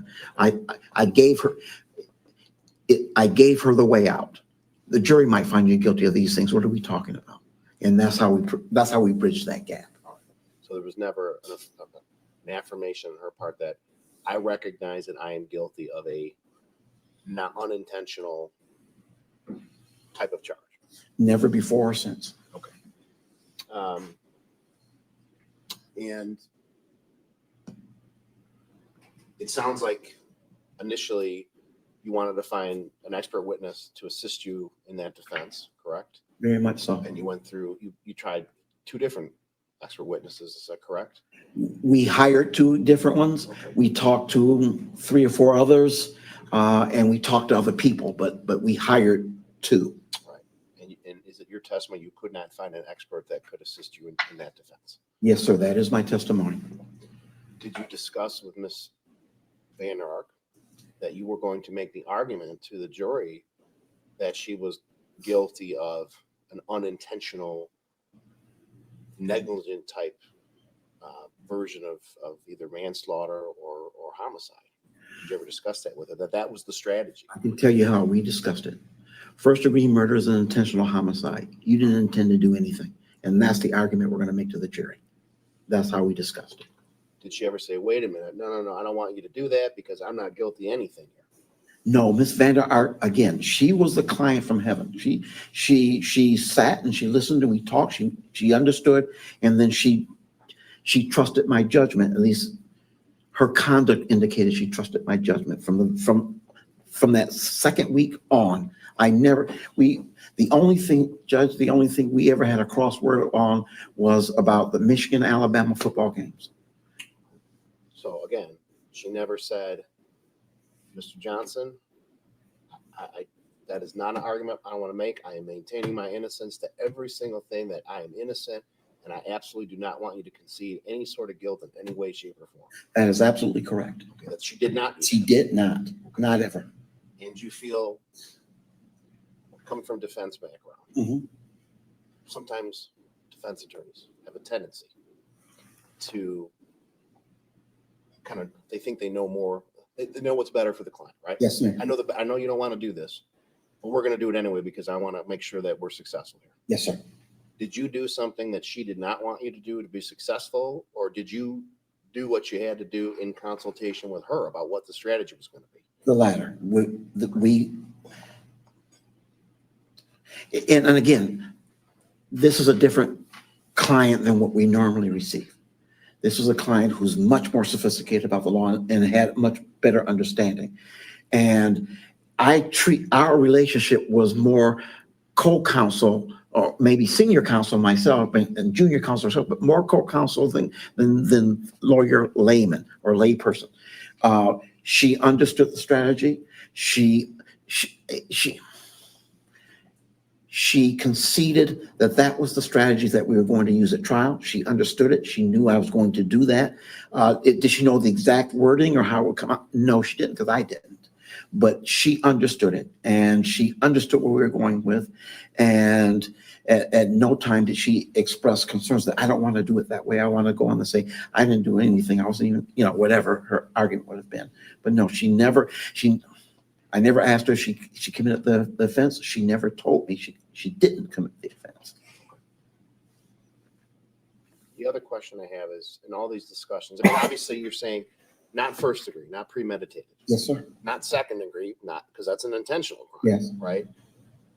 not necessarily voluntary manslaughter, Yes. but was there ever discussion? Well, listen, this is the charge. This is we think. Let me back this up. Okay. You had said you argued to the jury manslaughter because you were hoping that they would find a middle ground and go for second. Yeah. Yes. Was that the strategy that you guys came up with? Or was that kind of like in your mind, you said, well, wait a minute, worst case scenario, maybe it'll be second, but I really want manslaughter? Okay. No, this is a strategy that I came up with. We did not come up with it. This is the strategy that I suggested to her, and I told her that I was going to follow.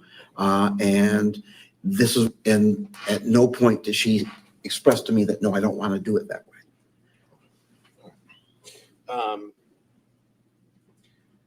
When that final day when it was last day of trial, Yes, sir. you indicated she was in a ball in the holding cell. Did you ever suggest doing Zoom, potentially her zooming in from outside the courtroom for the trial? No, I did not. Okay. Did you feel rushed at all that morning by either myself or the court or anybody else to kind of say, let's get this rolling? And Not rush. I I wish we'd have adjourned it for another day to see if she could come around, but no, I didn't feel rushed. I understood that the issues were presented to the court. The court made its call. It wasn't that that the court was trying to rush me to do something. It's just that this is what the court thinks we're going to do, and so that's what we do. I didn't feel rushed. I just felt okay. it was we did. I think we waited a couple hours, correct? Yes, sir. All right. And now I want to make sure. I mean, you're obviously aware of the legal definition of competency in terms of the state of Michigan. Yes, sir. Could she rationally assist in her defense? Does she understand your job, the prosecutor's job, the court's job, the jury's job? Do you feel that she was legally, according to the standard of the state of Michigan, Okay. would you believe that she was legally competent in everything that you observed that day? Yes, sir. Did she ever say, hey, listen, I want you to ask these certain questions? No, sir. She directed me to ask very few questions. She had observations, but she didn't. I'm talking about that day. Oh, that She day. was in that No, state. Okay. no, sir. I think her affidavit says she had a lot of questions that she wanted to ask the witness. I think what part of them, I might paraphrase. Mhm. I'm just wondering if those were ever communicated to you when she was in that state. No, sir. Okay. All right.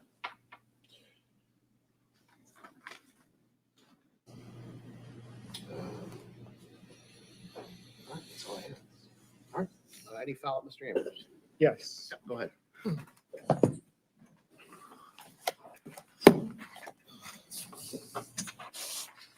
It was your request, the lesser included. Is that correct? Probably.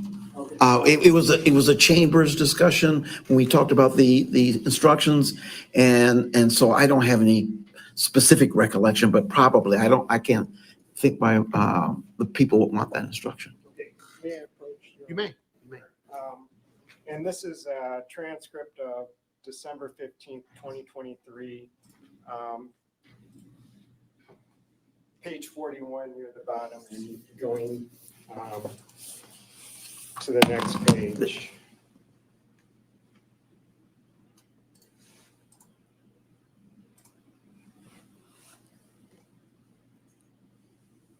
Okay. Does that refresh your recollection that it was your desire, or your request for the involuntary manslaughter instruction? Be honest, counsel, I still don't remember asking for it, but I don't have any reason to dispute what's written there in the transcript. And it does say that That I Mr. Chambers or Mr. Johnson is your. So my understanding from our discussion in chambers, Mr. Johnson, is you're requesting an instruction on lesser included offense of involuntary manslaughter. Is that correct? And your response was, that is correct, Judge. Okay. All right. Yes, I sir. agree with that. So it was your request. Clearly. And so my client's, Ms. VanderArk is not in the courtroom at this time, correct? December, that's that Friday. If that same day? Yes. No, she's not in the courtroom. And you're not discussing involuntary manslaughter with her when she's balled up on the floor, right? That's correct. And she's catatonic, right? Is what you said. It's what I said to the press, sir. Okay. She was distraught, and she was literally curled up in a ball and crying on the floor. And you're not discussing with her at that time, or are you? Hey, I think I can go with the involuntary manslaughter. What do you think? Correct. All right. And throughout, from day one, Ms. VanderArk said that she was not guilty of this offense. She maintained her innocence. Is that correct? As I've said, I never asked her if she did it, and I don't recall her saying I didn't do this. There's quite literally videotape of her conduct, so I don't recall her ever saying I didn't do anything. What I recall is she never told me that she intentionally did anything to her child or to any of her children. And that's what I recall. I don't recall her saying, I'm not guilty. This is not me. I didn't starve my child, that sort of thing. Did you guys ever have a discussion? Ms. VanderArk, you kind of meet these elements of involuntary manslaughter. You want me to see what I can do with the prosecutor, see if they'll accept a plea? Sort of. What we talked about was she's charged with this homicide, and these are the possible outcomes a jury could legally come to, and these are what they require, and it may be and we talked about it. If we're winning the trial, what do we do? If the trial's not going sideways, what do we do? That sort of thing. But she understood that there are options, and that and during our conversations, my conversations with her, that we talked about what we might argue on if the facts support it. Does that make sense? Well, you mentioned on direct in the morning, it was kind of your decision Yes. to argue to the jury that she's guilty of involuntary manslaughter. That's correct. My client, Ms. VanderArk, never said, I'm guilty of voluntary manslaughter. That's correct.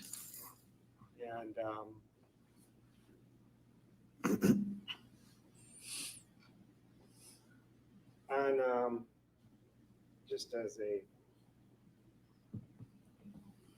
general question, on December 15th, when she was, on the floor and in distress, did you request any type of medical assistance or to have her evaluated? No, sir. Your Honor, I don't have any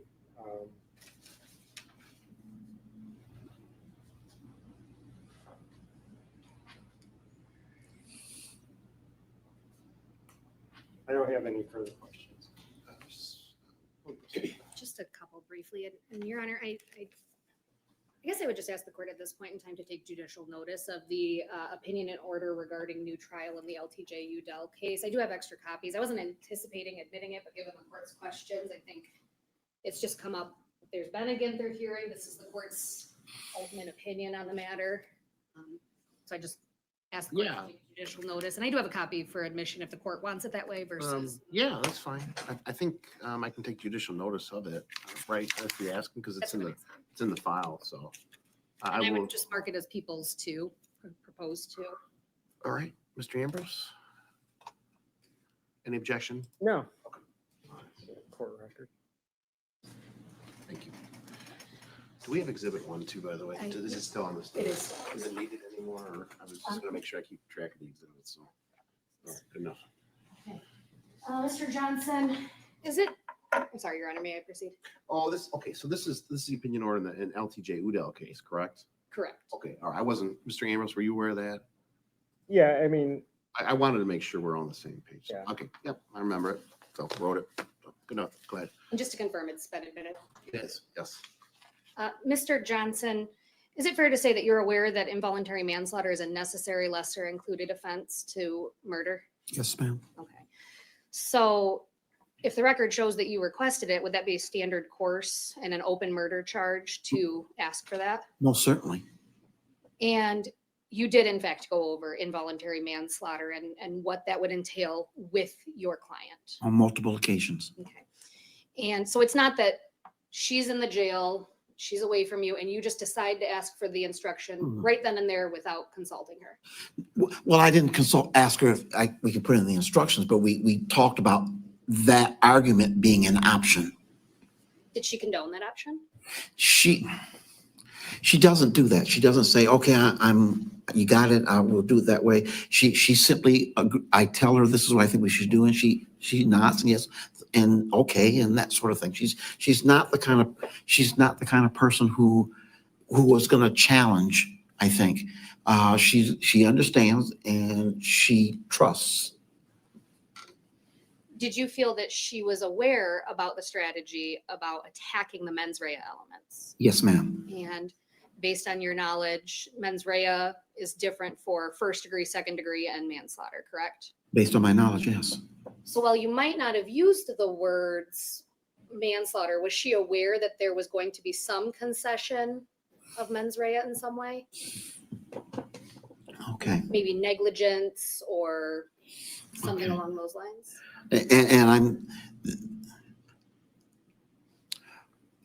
we discussed options prior to trial, and I told her what the options were, and that as depending how the evidence came in, we would select one of the options. One of the options I told her that I would be selecting would be this negligent homicide argument. So did we sit at the table and talk about it during the trial? We did not, but she was aware that was an option, and she was aware that I was considering it, and she never objected to it. Thank you. Mr. Ambrose.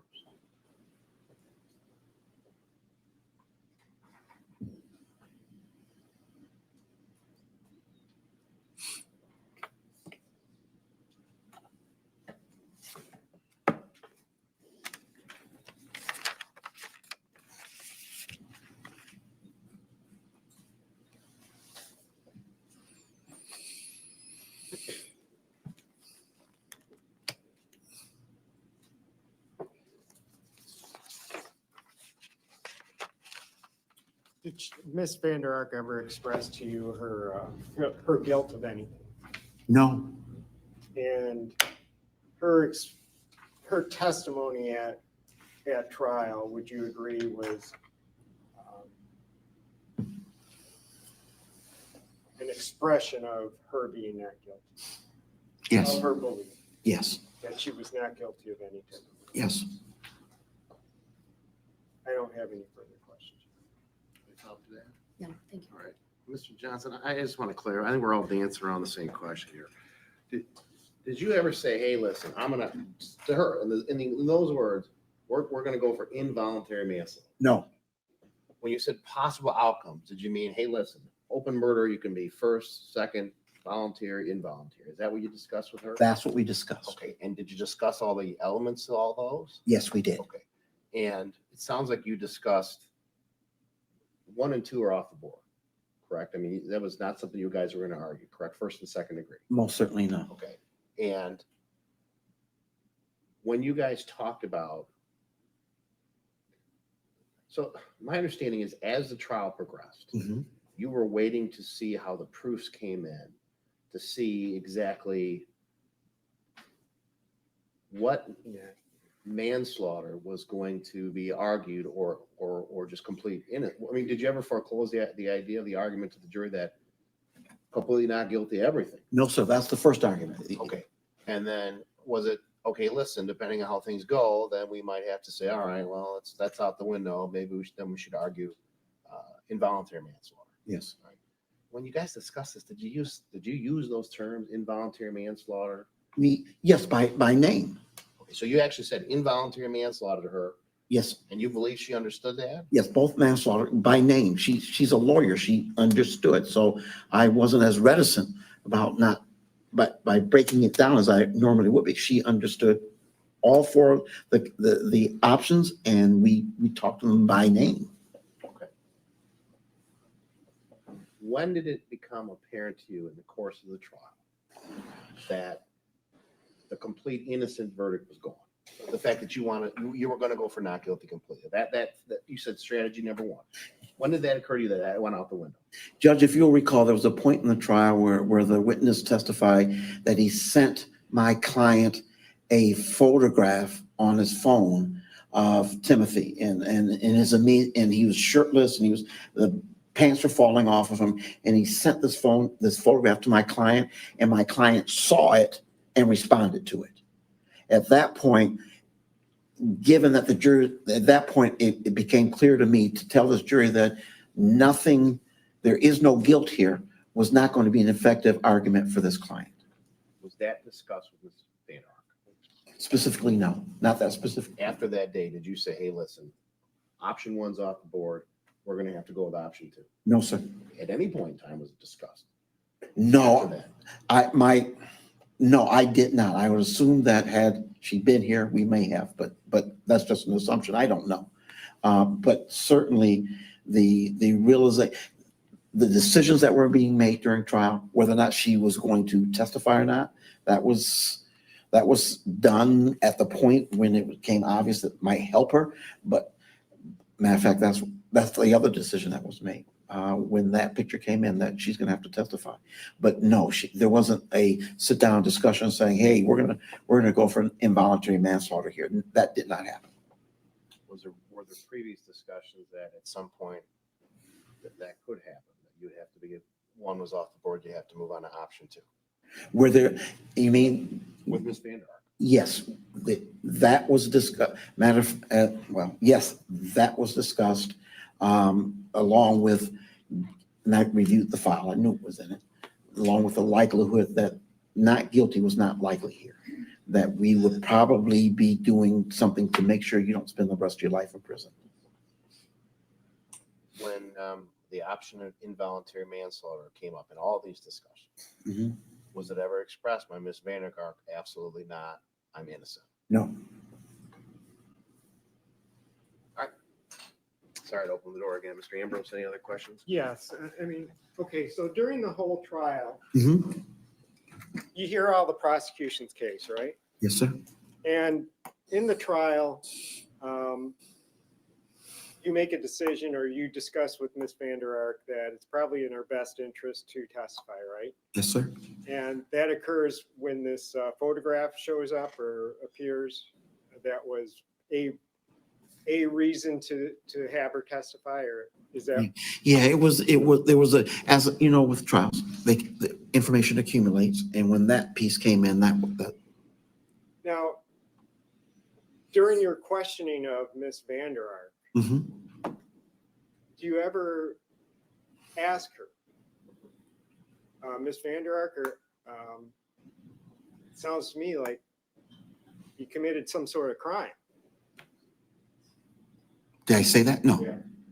And you never asked her on direct examination, well, don't you think you know, they have a case here for involuntary manslaughter? Do you ever ask her anything like that during the trial? No. And I think on direct examination, you kind of said that it was your argument to make to the jury that she was guilty of involuntary manslaughter. Yes. And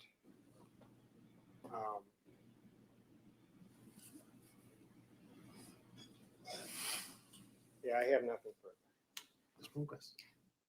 Just very briefly. Mhm. She wasn't convicted of manslaughter, was she? No. So the jury rejected your concession anyway. Yes. So there's no, I'll just, never mind. I have no further questions. Any follow-up to that, Mr. Ambrose? I'm through. All right, good enough. May this witness stand down, Mr. Ambrose.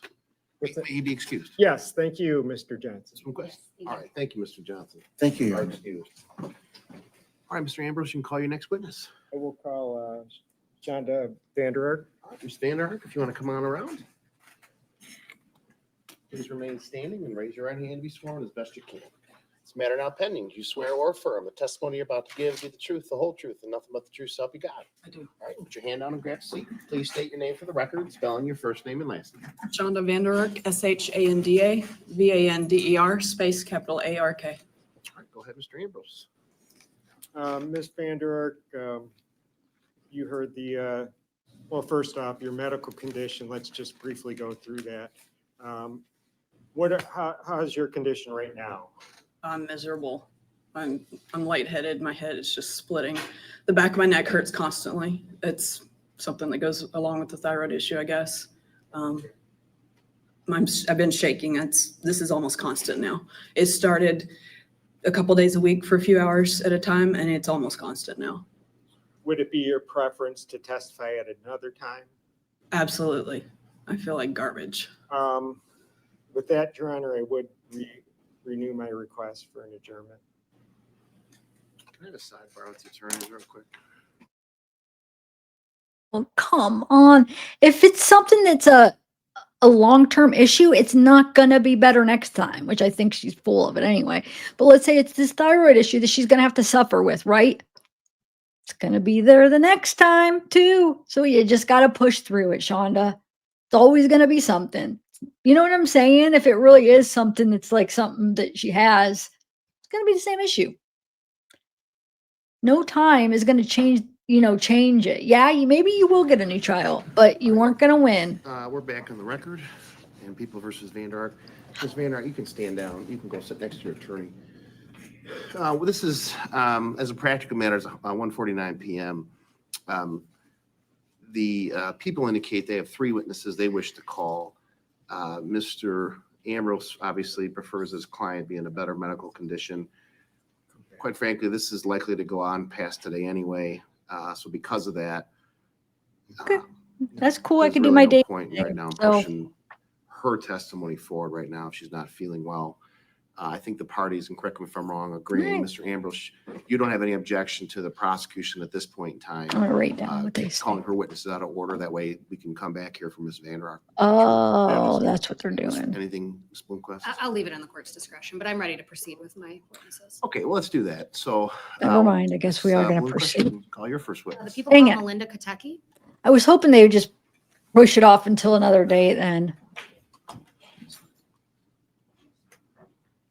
Because this is going to go all the way till the end of the night day. Dang it.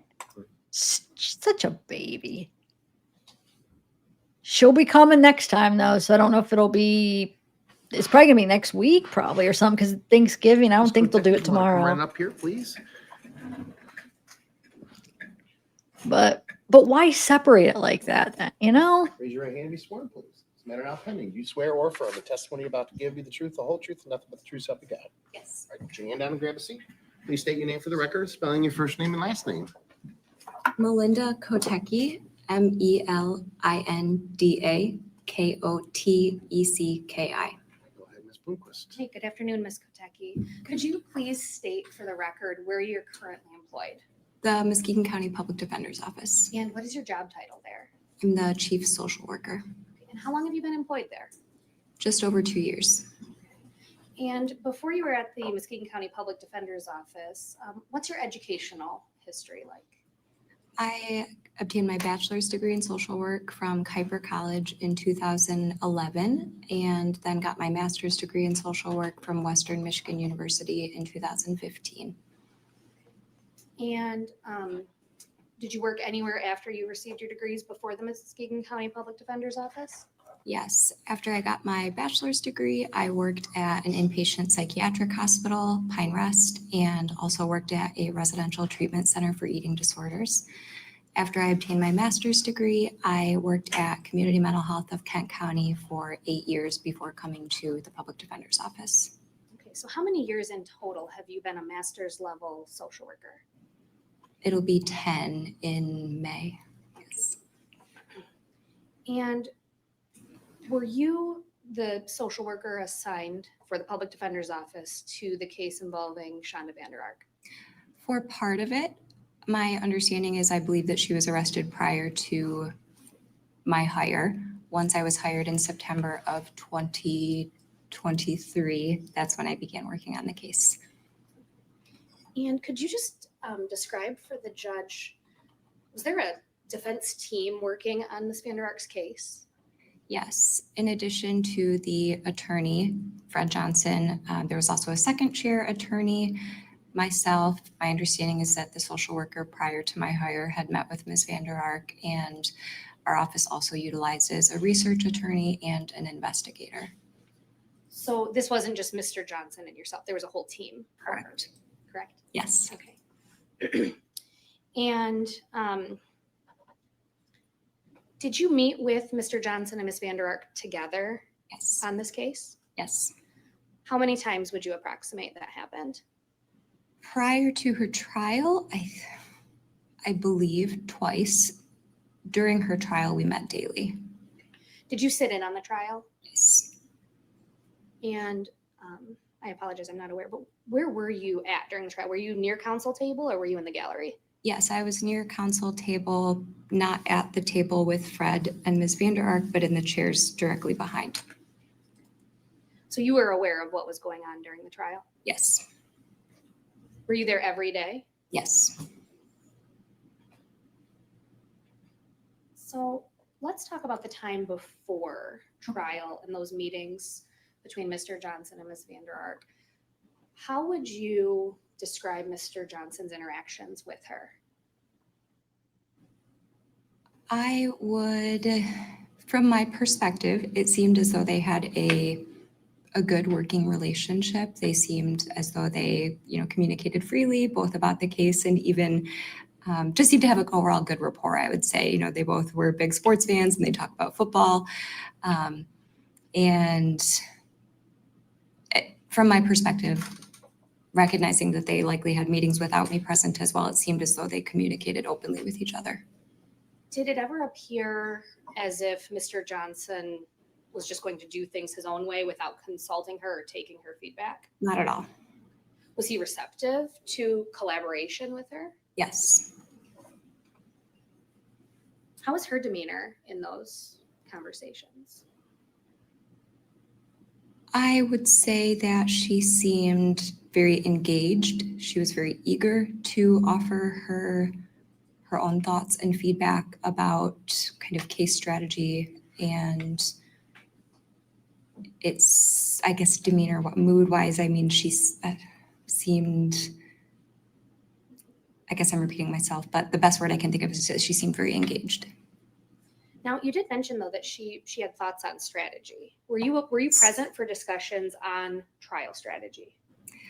Very minimally. Okay. What was your minimal involvement on that? Or at least what did you observe, if anything?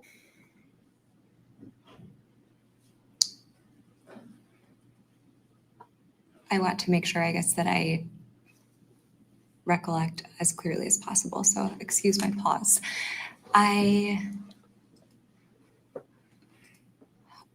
The conversations that I remember involved talking about obtaining an expert evaluation, a psychologist to evaluate Ms. VanderArk, and we all agreed that that was a good next step. So that's the primary discussion that I recall as it pertains to strategy. Okay, so obtaining experts and seeing what their opinions would be. Yes. How generally was Mr. Johnson's tone with her? He's one of the friendliest, warmest individuals you probably will ever meet. And he continued that in his client meetings with her? Yes. Did Ms. VanderArk ever complain to you about Mr. Johnson? No. Did you also assist in this case with Mr. Johnson when the defendant was not present? Yes. Okay, how so? He and I would primarily discuss any updates if we were waiting for the psychologist to report back to us about his findings, or I guess that's the primary thing. I can't recall anything else specific. Did you assist in sort of facilitating the interviews with the expert witnesses? Yes. Okay. And specifically, did you assist in or did you participate in the interview with Dr. King. Yes, And when I say that, I don't mean your interview with Dr. King, I mean the Correct. defendant's, correct? correct. Okay. And ultimately, at the end of that interview, was a preliminary assessment given by Dr. King? Yes, I What was was I guess to clarify, I am not the person who initially contacted Dr. King to arrange the assessment. I believe that was done by the social worker that was employed before me. When I was hired, that is when I kind of took over that role. I did participate in the interview with Dr. King, and after Ms. VanderArk had ended her portion of the call, Dr. King and I were still on the call together, as well as I think he had a research assistant that was present. And I am not quoting by any means his exact words, but his initial or preliminary assessment was that he did not feel that Ms. VanderArk was incompetent or severely mentally ill, and felt that he could not provide a good defense for our office. Was Mr. Johnson on the call at the same time as you, or was that just He was you? not. Okay. So you obtained that information. What do you do with it? I told Mr. Johnson about it. And then, to your knowledge, and only answer if you know, did Mr. Johnson speak to Dr. King as well? I don't know for sure. I know that Dr. King sent us a report. I don't know if they had a separate conversation. But he wasn't a party to the conversation with you and Dr. King. Correct. Okay. So, Ms. Katecki, in your professional capacity, do you sort of have to assess whether or not individuals are alert to person, place, and time? Yes. Okay. And do you just sort of naturally start to do that when you're communicating with defendants at certain points? Yes, definitely. I mean, most times that I meet with a client, I, have my own kind of internal process as far as the things that I'm looking for, assessing, as you said, to kind of a mini mental status exam of sorts. So a person being oriented, as you said, is a component of that, whether or not they're having thoughts of harming themselves, other people, whether or not their thoughts are logical, coherent, things like that. So did you just sort of relay the whole checklist, or is that just a brief snapshot? That's just a brief snapshot. Okay. So could you just walk us through what your general checklist would be when you're communicating with a defendant? Sure. I would note any kind of observable things. So like, are they disheveled? Are they, as best they can, given the circumstances of being in jail, kind of tending to their hygiene? Is their speech pressured? Is it unusually slow? Sometimes that can be an indicator of like a thought disorder, if they're experiencing what we call thought blocking. Sometimes if people are doing what a kind of a clinical term, being like loose associations, so making connections with things that you or I would not make connections with, or hearing messages from, that you or I are not hearing. So kind of responding to internal stimuli. And what I mean by that is, do they appear to be hearing voices? Those are, the primary things that I'm looking for. So turning to the trial in this case, was Ms. VanderArk, I know I'm pointing over here where my table is, but Ms. VanderArk was seated over here, correct? Yes. And so were you? Yes. And you were able to personally observe Ms. VanderArk throughout the trial, correct? Yes. So let's start with the first couple of days. Okay. Did she have any concerning behaviors on your sort of internal checklist, for lack of a better term, during the first couple days of trial? No, I would say similar to prior meetings with Ms. VanderArk and Mr. Johnson, she seemed very engaged. She was frequently taking notes. She would lean over, and communicate with Fred.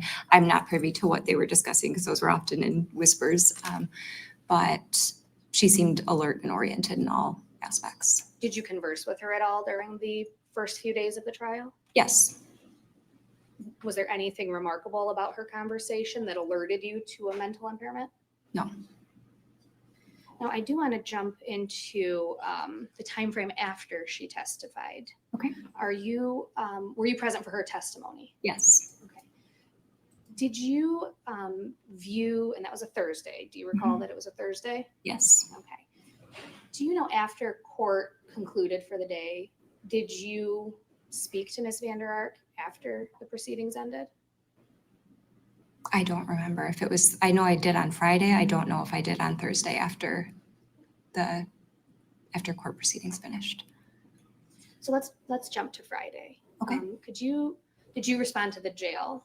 Did you go to- Yes. and you observed Ms. VanderArk in the holding cell? Yes. Could you tell the court what you saw? Yes. I was on my way to court when Mr. Johnson contacted me and said that he needed my assistance down in the jail because Ms. VanderArk was having a difficult time. So when I arrived, he was already in the holding cell with her, and she was very distressed. She did not want to go upstairs and repeatedly said that she couldn't do it.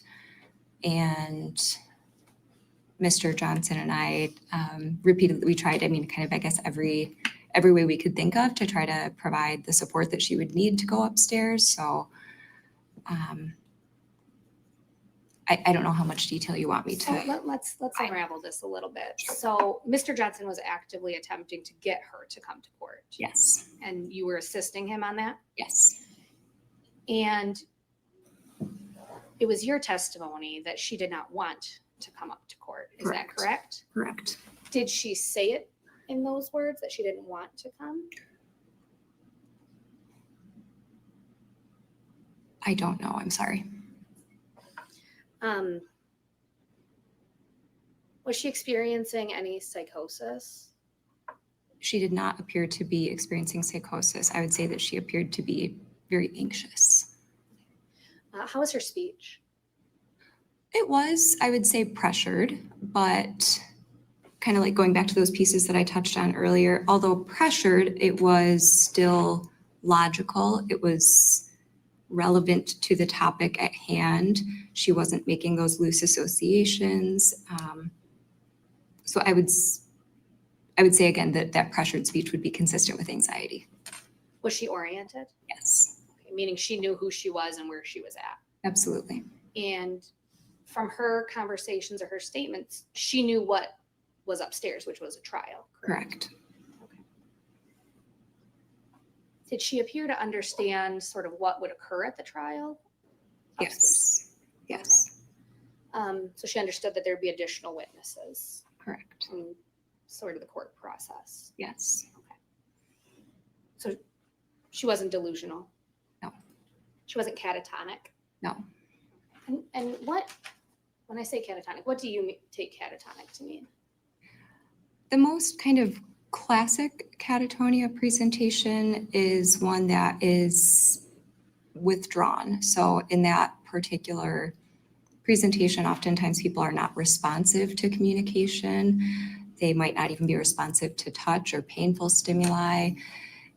They often are not eating, they're not drinking, they are kind of in a stupor. Did you see any of those signs with Ms. VanderArk on that day? No. Were you present for any discussions about Ms. VanderArk waiving her right to appear at court? Yes. Did you tell the court what those discussions were? When we were in the holding cell and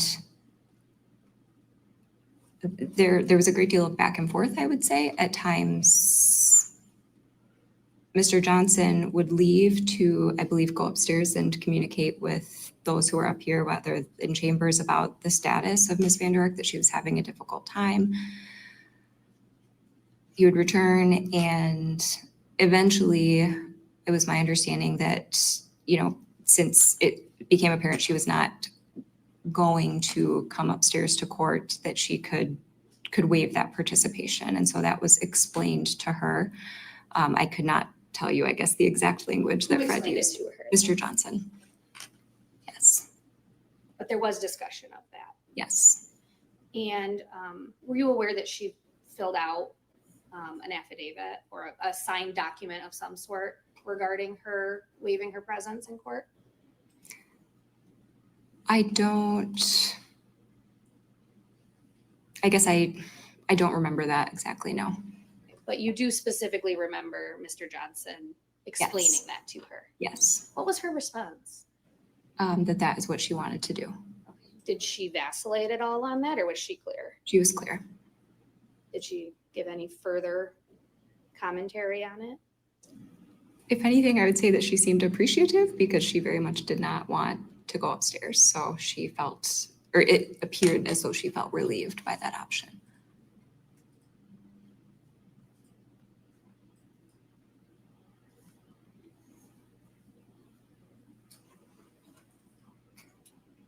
So if there's a claim now that she never waived her right to not come up to court, is that accurate? No, as I said, I cannot recall seeing her sign an affidavit. I do remember it being explained to her, though, that this is what she would be opting to do and that she verbally said that, yes, that's what she would like to do.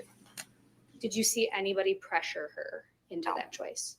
No, it was quite the opposite. I feel like we were putting as much pressure as we possibly could to encourage her to come upstairs. Thank you. I have nothing further. All right, Mr. Ambrose. Did you say that you were on the call with Dr. King? Yes, And you're part of the Muskegon County Defender's Office? correct. Your involvement with Ms. VanderArk and Mr. Johnson, more or less working together as a team? Is that an accurate Yes. assessment? Okay.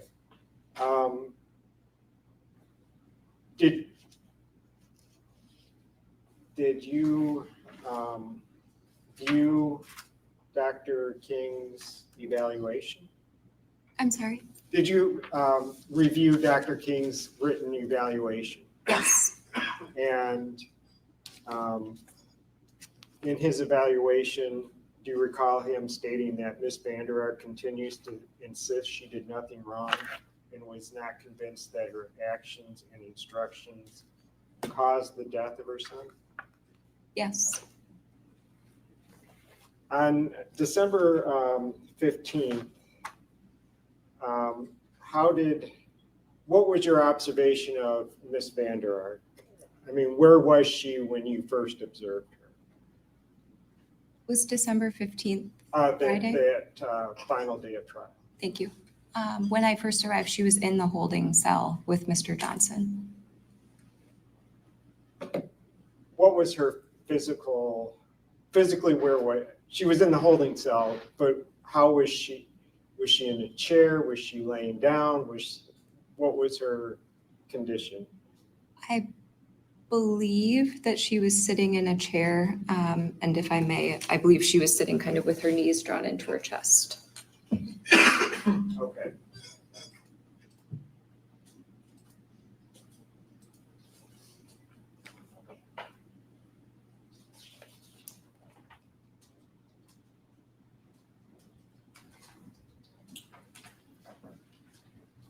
Did you appear after Mr. Johnson? Correct. Okay, and so he was already in there with her. Yes. Did you ever request that she be seen by any medical personnel? No.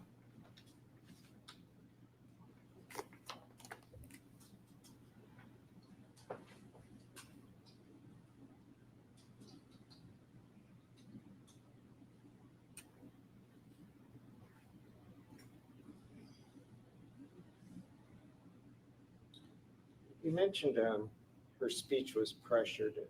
Can you elaborate a little bit on that? Sure. When I say pressured speech, I primarily mean that it was kind of a rapid pace. I would say that's what I mean, is that she was speaking very quickly.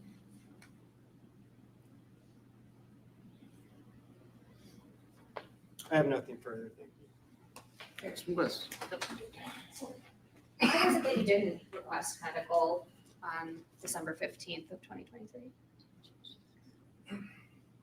From my perspective, it didn't appear to be a medical crisis in nature. She wasn't expressing medical concerns, wasn't expressing, pain, anything of that nature. It seemed to be more, as I mentioned earlier, kind of anxiety related. Do you think that did it appear to you that it was sort of related to the situation of the Definitely. trial? Yes. Okay. So there wasn't an actual medical issue that you were concerned about? No. Thank you. I have nothing further. Mr. Ambrose, any follow-up? You're not a medical doctor. I'm not. And yeah, I'm nothing further. Thank you. May this witness be excused, Ms. Bloomquist? Yes, Your Honor. Mr. Ambrose, may the witness be excused? Yes. All right. Thank you, Ms. Kotepi. You can sit down. Does anybody need to take a break right now? I'm at the court. Why don't we take a 15-minute break just in case Ms. VanderArk needs a break, and then we'll be back here at 2:30. Thank you. We're in recess.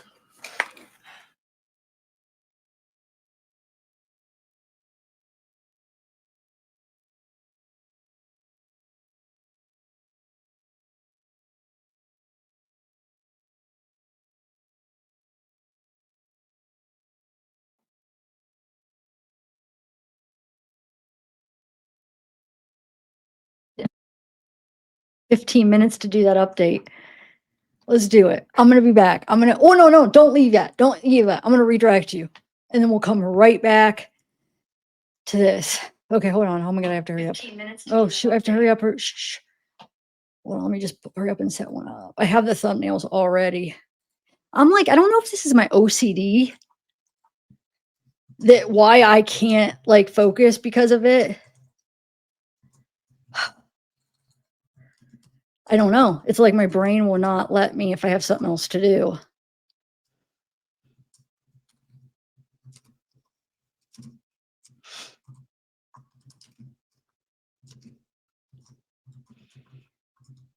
Okay, hold on.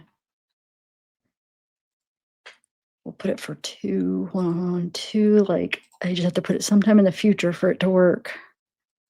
2:20. Okay, just stick with me here. I'm just getting the thumbnail uploaded. Okay, apply. All right, so now hold on. I'm going to do the redirect and then we'll come right back here. So I have to actually make one for this too. All right, you ready? Okay, Mr. Ambrose? I'd object, Your Honor. I mean, I'm prepared for 3 and now I have to. Object to what? Wait, hold on. I missed what they're objecting to. There we go. Like, what?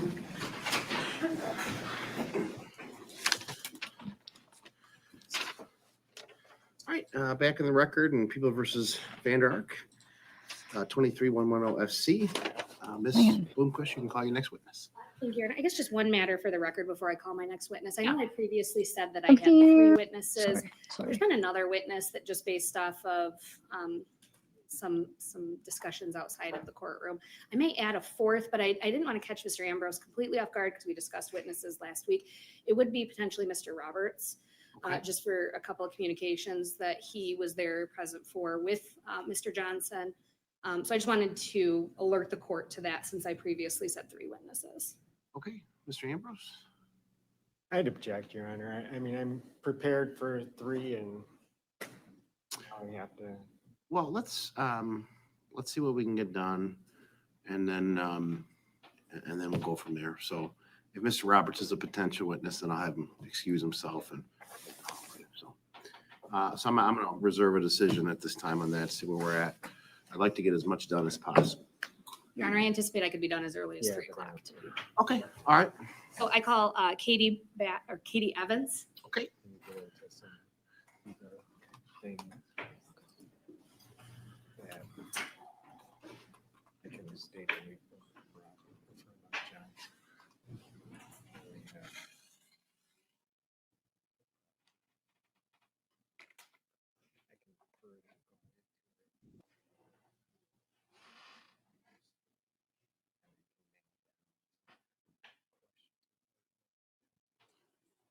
All right, Ms. Evans, just come right on up and raise your right hand to be sworn.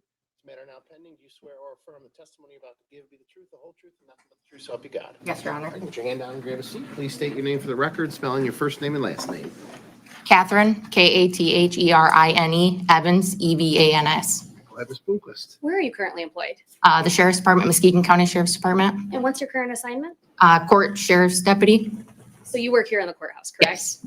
And back a couple years ago, were you assigned to work the trial of the people of the state of Michigan versus Shanda VanderArk? Yes. Okay, and what was your role in that trial? It was my job to transport her from the jail to the court and then up to the courtroom and then back down. So specifically drawing your attention to the final day of the trial, do you recall a situation that occurred in the holding cell of the jail? In the court services area? Well, I guess, thank you for correcting a poorly worded question. Did you have interactions with Ms. VanderArk on the morning of December 15th, 2023? Yes. Where did those happen? In the court services area. Okay. And is that a holding cell of sorts? And there are holding cells, but where we mostly interacted would have been kind of off to the side. So you did in fact interact with Ms. VanderArk? Yes. Okay. And did you see her have interactions with her attorney, Mr. Johnson? Yes. Were you a part of any of those? I was not. Okay. Is it pretty standard procedure that once the attorney's there, you're not involved, correct? Correct. At some point though, did you have communication with Ms. VanderArk? Yes. And what did she say? I was putting a taser on her ankle for coming up for court. Is that standard procedure? Yes, everyone that's in a jury trial. Okay. So you're And- putting the taser on and Yep. then what happens? And she made a comment to me saying that if she comes up here, she was gonna attempt to run. Did she appear alert and aware of what was going on around her? Yes, Did she know what the taser was being put on for? yes. To go to We've court, done it correct? multiple times throughout that trial. Okay. And had you been the one personally to put that on her the other days? I don't recall, but me or Levine, Okay. But one of you yes, would put that on her before court every day of her trial. yes, And this was the last day, correct? yes. And did she appear catatonic? No, Did she appear to be conversational? yeah, talked. Okay. Anything about your conversation with her that made you think that she was having a mental health episode? No, Okay. Thank you. I have nothing further for you, Deputy. All right, Mr. Ambrose.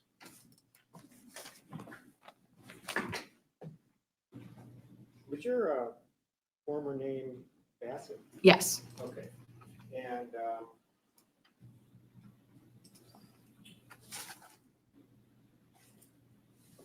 what was your first encounter with Ms. VanderArk on December 15th, 2023? Probably when she came down to get dressed for the jury trial. Okay. And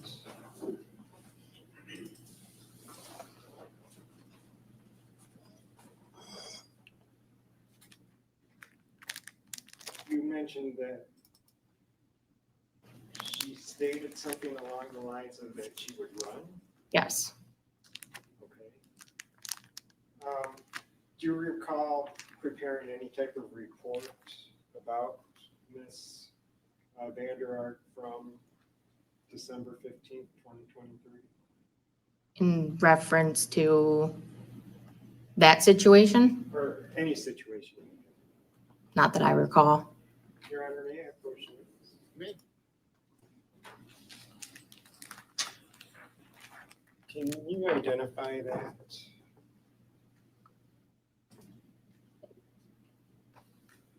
Yes. What is that? It's a report that was done by the jail. And your name's on it, correct? Correct. Deputy Bassett. Yes. And in this report,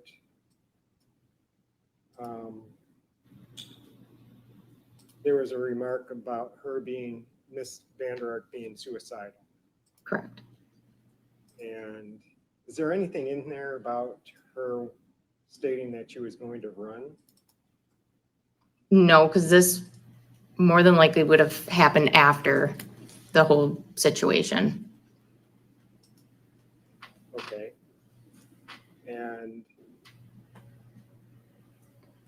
And I did not type that report.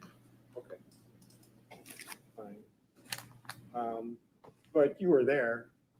I assisted the jail in a situation because you need 2 females. Okay. And she was placed in a suicide home.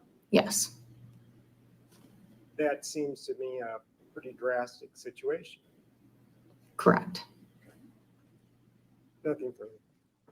Mr. Lindquist. I have no follow-up. Deputy Evans, how many times were you working through most of the trial for Ms. VanderArk?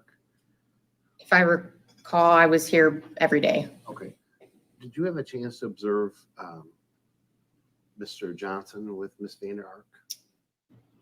I mean, whether it be in passing or even up in the court area, anything like that? There was a few times where I had transported VanderArk and Mr. Johnson down the elevator to the jail, and then that way they could talk in private. And when you went down to the jail, were you ever standing outside the room? Did you kind of hold there and just wait until they needed to come back up?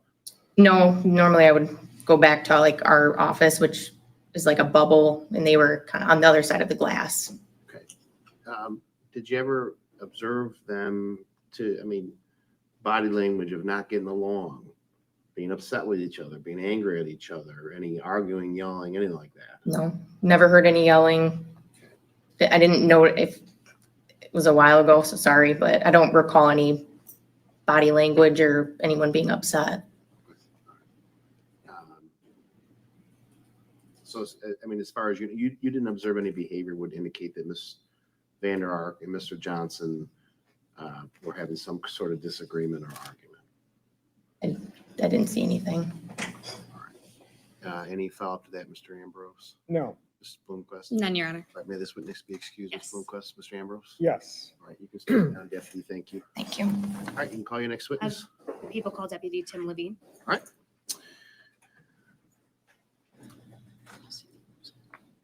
Yeah. It's more important information.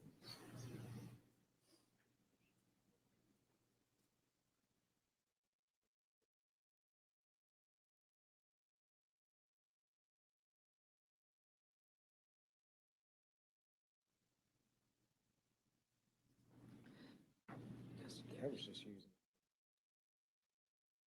Deputy Levine, if you want to come right on up front here. And please raise your right hand to be sworn. This matter not pending. Do you swear or affirm the testimony you're about to give be the truth, the whole truth, and nothing but the truth, so help you God? I do. All right, put your hand down and grab a seat. Please state your name for the record, spelling your first name and last name. Tim Levine, Timlavigene. Go ahead, Ms. Bloomquist. All right, good afternoon, Deputy. How are you? Good afternoon. So where are you currently employed? Muskegon County Sheriff's Department. How long have you been employed there? Oh, probably 14 here. Okay, and what's your current assignment? I am with the Court Services Division. And back in 2023, were you also assigned to court services? I was. Okay, and were you specifically assigned to assist at certain points in the Shanda VanderArk trial? I was accompanying her up here for the trial. Okay, so you would assist in transporting her from the jail to the courtroom? Correct. And specifically drawing your attention to the last day of trial, which would be December 15th of 2023. Do you recall a situation that occurred in the court services holding area? I do. Okay, could you describe what happened to the judge? Well, I believe she was refusing to come up here during the trial at some point. And we decided that we would have a form made up that she was refusing to come up here. And I had our court services secretary draft a little form for her to sign. And I took it to her along with my secretary, notary public, in the holding area of the jail, where I found her, her attorney, Fred Johnson, and I believe a social worker in the cell together talking. And so she had multiple people there with her at that time, is that correct? That's correct. And did she, in fact, sign the document? She did. And how was her demeanor while she signed it? She seemed fine to me. If I remember right, I believe her and her attorney were just sitting on the floor next to each other talking. Did anybody force her to sign this form? No, Did anybody threaten her that you saw or heard? no, that's the exact purpose of the form that we had made up. Did she appear to understand what the form meant? Yes, And it's your testimony her attorney was there with her. correct. Do you recall any conversations that her and Mr. Johnson had that you heard? No, I didn't. Is that pretty standard that you wouldn't be present for attorney-client communications? Right, Protocol? correct. Okay. Now, I know you answered this already, but you didn't threaten her to sign this. No, So I'm showing you what's been pre-marked as People's Proposed Exhibit 3.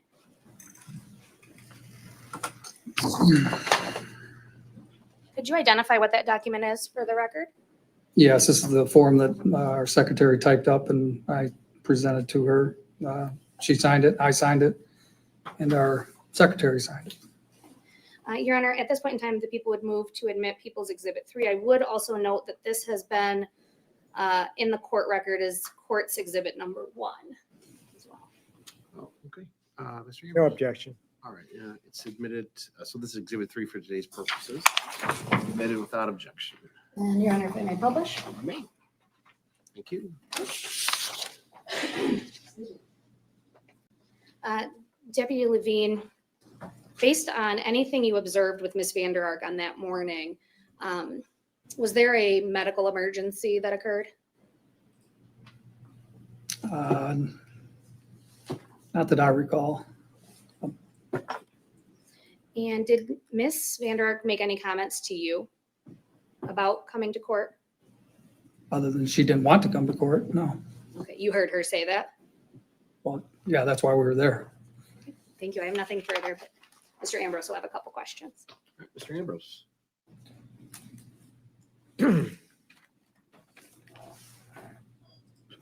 You mentioned that Ms. VanderArk and Mr. Johnson were talking to each other Yes, in the cell, in the holding cell. in a holding cell. Can you describe for me and for the court what the holding cell consists of? This one particularly was a cell that there's no chairs. It's just a very small, single occupant cell. I mean, 5 feet wide, 7, 8 feet deep, and they were sitting on the floor. There's just a mat on the floor. That's where they have to sleep. Okay. Was there,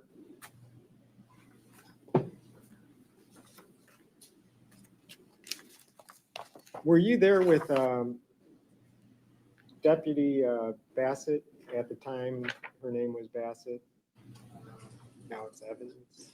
Well, I've been around her throughout the trial. I don't specifically recall if she was standing next to me or not. I know our secretary was with me. Who is Sergeant Vanderland? He is a jail supervisor. Were you aware that Ms. VanderArk made her comment that she was suicidal? Not to me. I don't know anything about that. Did you ever observe her in a suicidal bond? I have. Was that on that day? I do not recall if it was that day, but I've had to bring her to court numerous times, and I think she's been in and out of them.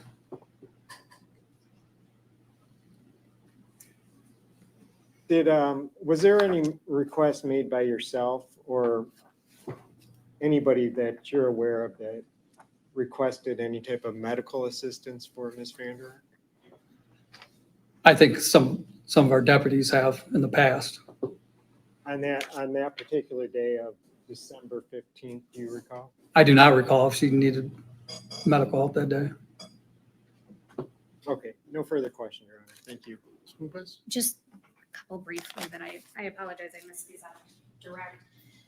Deputy Levine, are you aware of the video recording capabilities of the jail? That there are cameras? Correct. And unfortunately, is it true that there are no videos of the holding cell currently due to time constraints? Correct. Once I was subpoenaed for this, I asked to see it, and apparently they only hold the data for 30 days if it's not requested. Thank you. I have no further questions. Mr. Ambrose? Nothing further, Your Honor. Deputy, whose idea was it to draft Exhibit 3? I believe it was mine. Okay, all right. When it was presented to Ms. VanderArk, were you present? So my question is, did you walk in the room with the form, hand it to Mr. Johnson, and then she signed it? Is that what happened? Yes. Essentially? Okay. Did Mr. Johnson or Ms. VanderArk ask for privacy to discuss the form? I don't believe so. Prior to the drafting of this, did you speak to Mr. Johnson? Hey, listen, you want us to type up this form or something, or was it more, hey, here's this? I mean, did he have any part in the idea to draft it or not draft it? No, because I had it drafted before I got into the jail where she was being held. Can you tell me why that you had the idea to draft this? I mean, what was the motivation behind? Well, mine is so I wouldn't have to appear later to say I coerced her into saying something that I didn't want to go. I just, here, sign this, and Okay. I'll bring it up to the attorneys. In all your, I mean, I'm assuming that while you were bringing people up and down, did you have an opportunity to see Mr. Johnson interact with Ms. VanderArk? Yes, In transport or either up here or those kind of things? yes.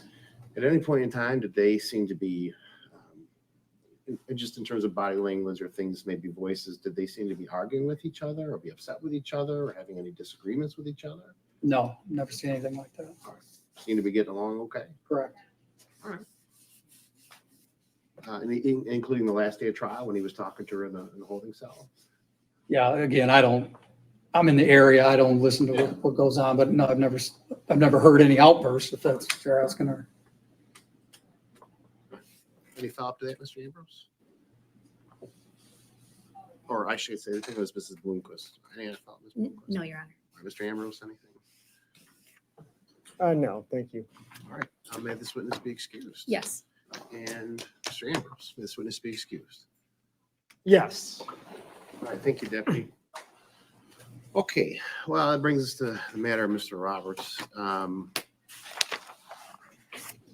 Just in terms of, just as an offer of proof, Ms. Bloomquist, what is he potentially going to testify to? Thank you, Your Honor. Yes, it's my understanding and my anticipation is testimony that he has some testimony about some in-chambers discussions that occurred about the involuntary manslaughter instruction, as well as the commentary as opposed to admitting the entire video, as well as, I was unaware of this until just a few moments ago. Apparently, Mr. Roberts and Mr. Johnson went and spoke to jurors after the conclusion of the trial, and there was one juror who I believe was hesitant and took a little longer to convict, and her purpose for that was apparently to give credit to Mr. Johnson's strategy and theory of the case and arguments that he made. So I think as it relates to the soundness of Mr. Johnson's strategy, I think that's pertinent evidence. All right, Mr. Ambrose, are you objecting to the testimony itself, or just now it's being sprung on you right now, or?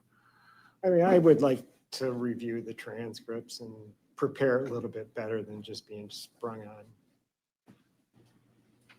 And I will say, Your Honor, it was not my intent to spring it. It's No, just that no, it came up in a conversation naturally, and then I was like, oh. I'm just in my head contemplating what kind of prep work. I mean, I don't, there's no transcripts of anything discussed in chambers. There's no transcripts of anything to talk to a juror. I mean, I suppose the only way I guess you prepare Mr. Ambrose would be to question Mr. Roberts, or at least because he's a witness, essentially given an opportunity to talk to him. I mean, is there anything other prep work you would do? I mean, I'm just trying to figure out what would the additional time yield for you in terms of preparation, just for that testimony. It just seems like there's nothing. If this was another witness who had testified previously at another hearing or had made other statements to the police, or I'm just trying to figure out what the time would be needed for, besides just general kind of catching your breath kind of thing. So I like to prepare. yeah, And, I walk into these types of hearings with a set of, an outline of what I'm going to, points I'm going to make and so forth. And off the top of my head, I have a few questions I can ask them, but, okay. knowing ahead of time, I could probably do a better job at that. Okay. And I think we're going to come back anyways, and that'll give me enough time to think about it. All right. Well, okay. So this is where the court's at. I mean, it's 3:00. We do have another 2 hours potentially. I am ready to go in terms of testimony. Okay. Mr. Ambrose, is my understanding that your client, and like I said, I don't want this to come up later saying that this thing is being delayed. I'm ready to take testimony. So if she's saying I can't do it today, and are you still requesting an adjournment to allow her to be in better health prior to testimony? I am. Okay. All right. Ms. VanderArk, is that your decision? Yes. All right. All right. Anything else, Ms. Bloomquist? No, Your Honor. All right. Well, we'll adjourn for today. And then Mr. Roberts hopefully will make himself available to Mr. Ambrose if he has any questions, as any other potential witness should. He obviously doesn't have to, but if he can, that would be good. And we will schedule this for another date, hopefully sooner rather than later. My preference is going to be sooner, so hopefully we can get this done. Anything else before we adjourn, Ms. Bloomquist? No, Your Honor. And Thank you. Mr. Ambrose? No, I appreciate it. Thank you. All right, I'm assuming, Mr. Ambrose, your client wishes to be here in person at the next hearing. Is that correct? Yes. Correct. All right. All right. All right. We're adjourned for today. Thank you. I mean, I wish you would have said when though, because I'm gonna have to remember to look every day at the court website. Because if it's in the morning, I have to make sure I know. Dang it. I wish you would have gave us an idea. It's probably not gonna be like tomorrow, right, guys? You weren't getting like the idea that it was gonna be this week, were you? I just want to be prepared. I don't think. Like I said, happy Thanksgiving. And I will keep checking about when the next Shanda hearing, because she'll be taking the stand. So, all right. Bye, guys. Yes, I'll say it, I'm sure.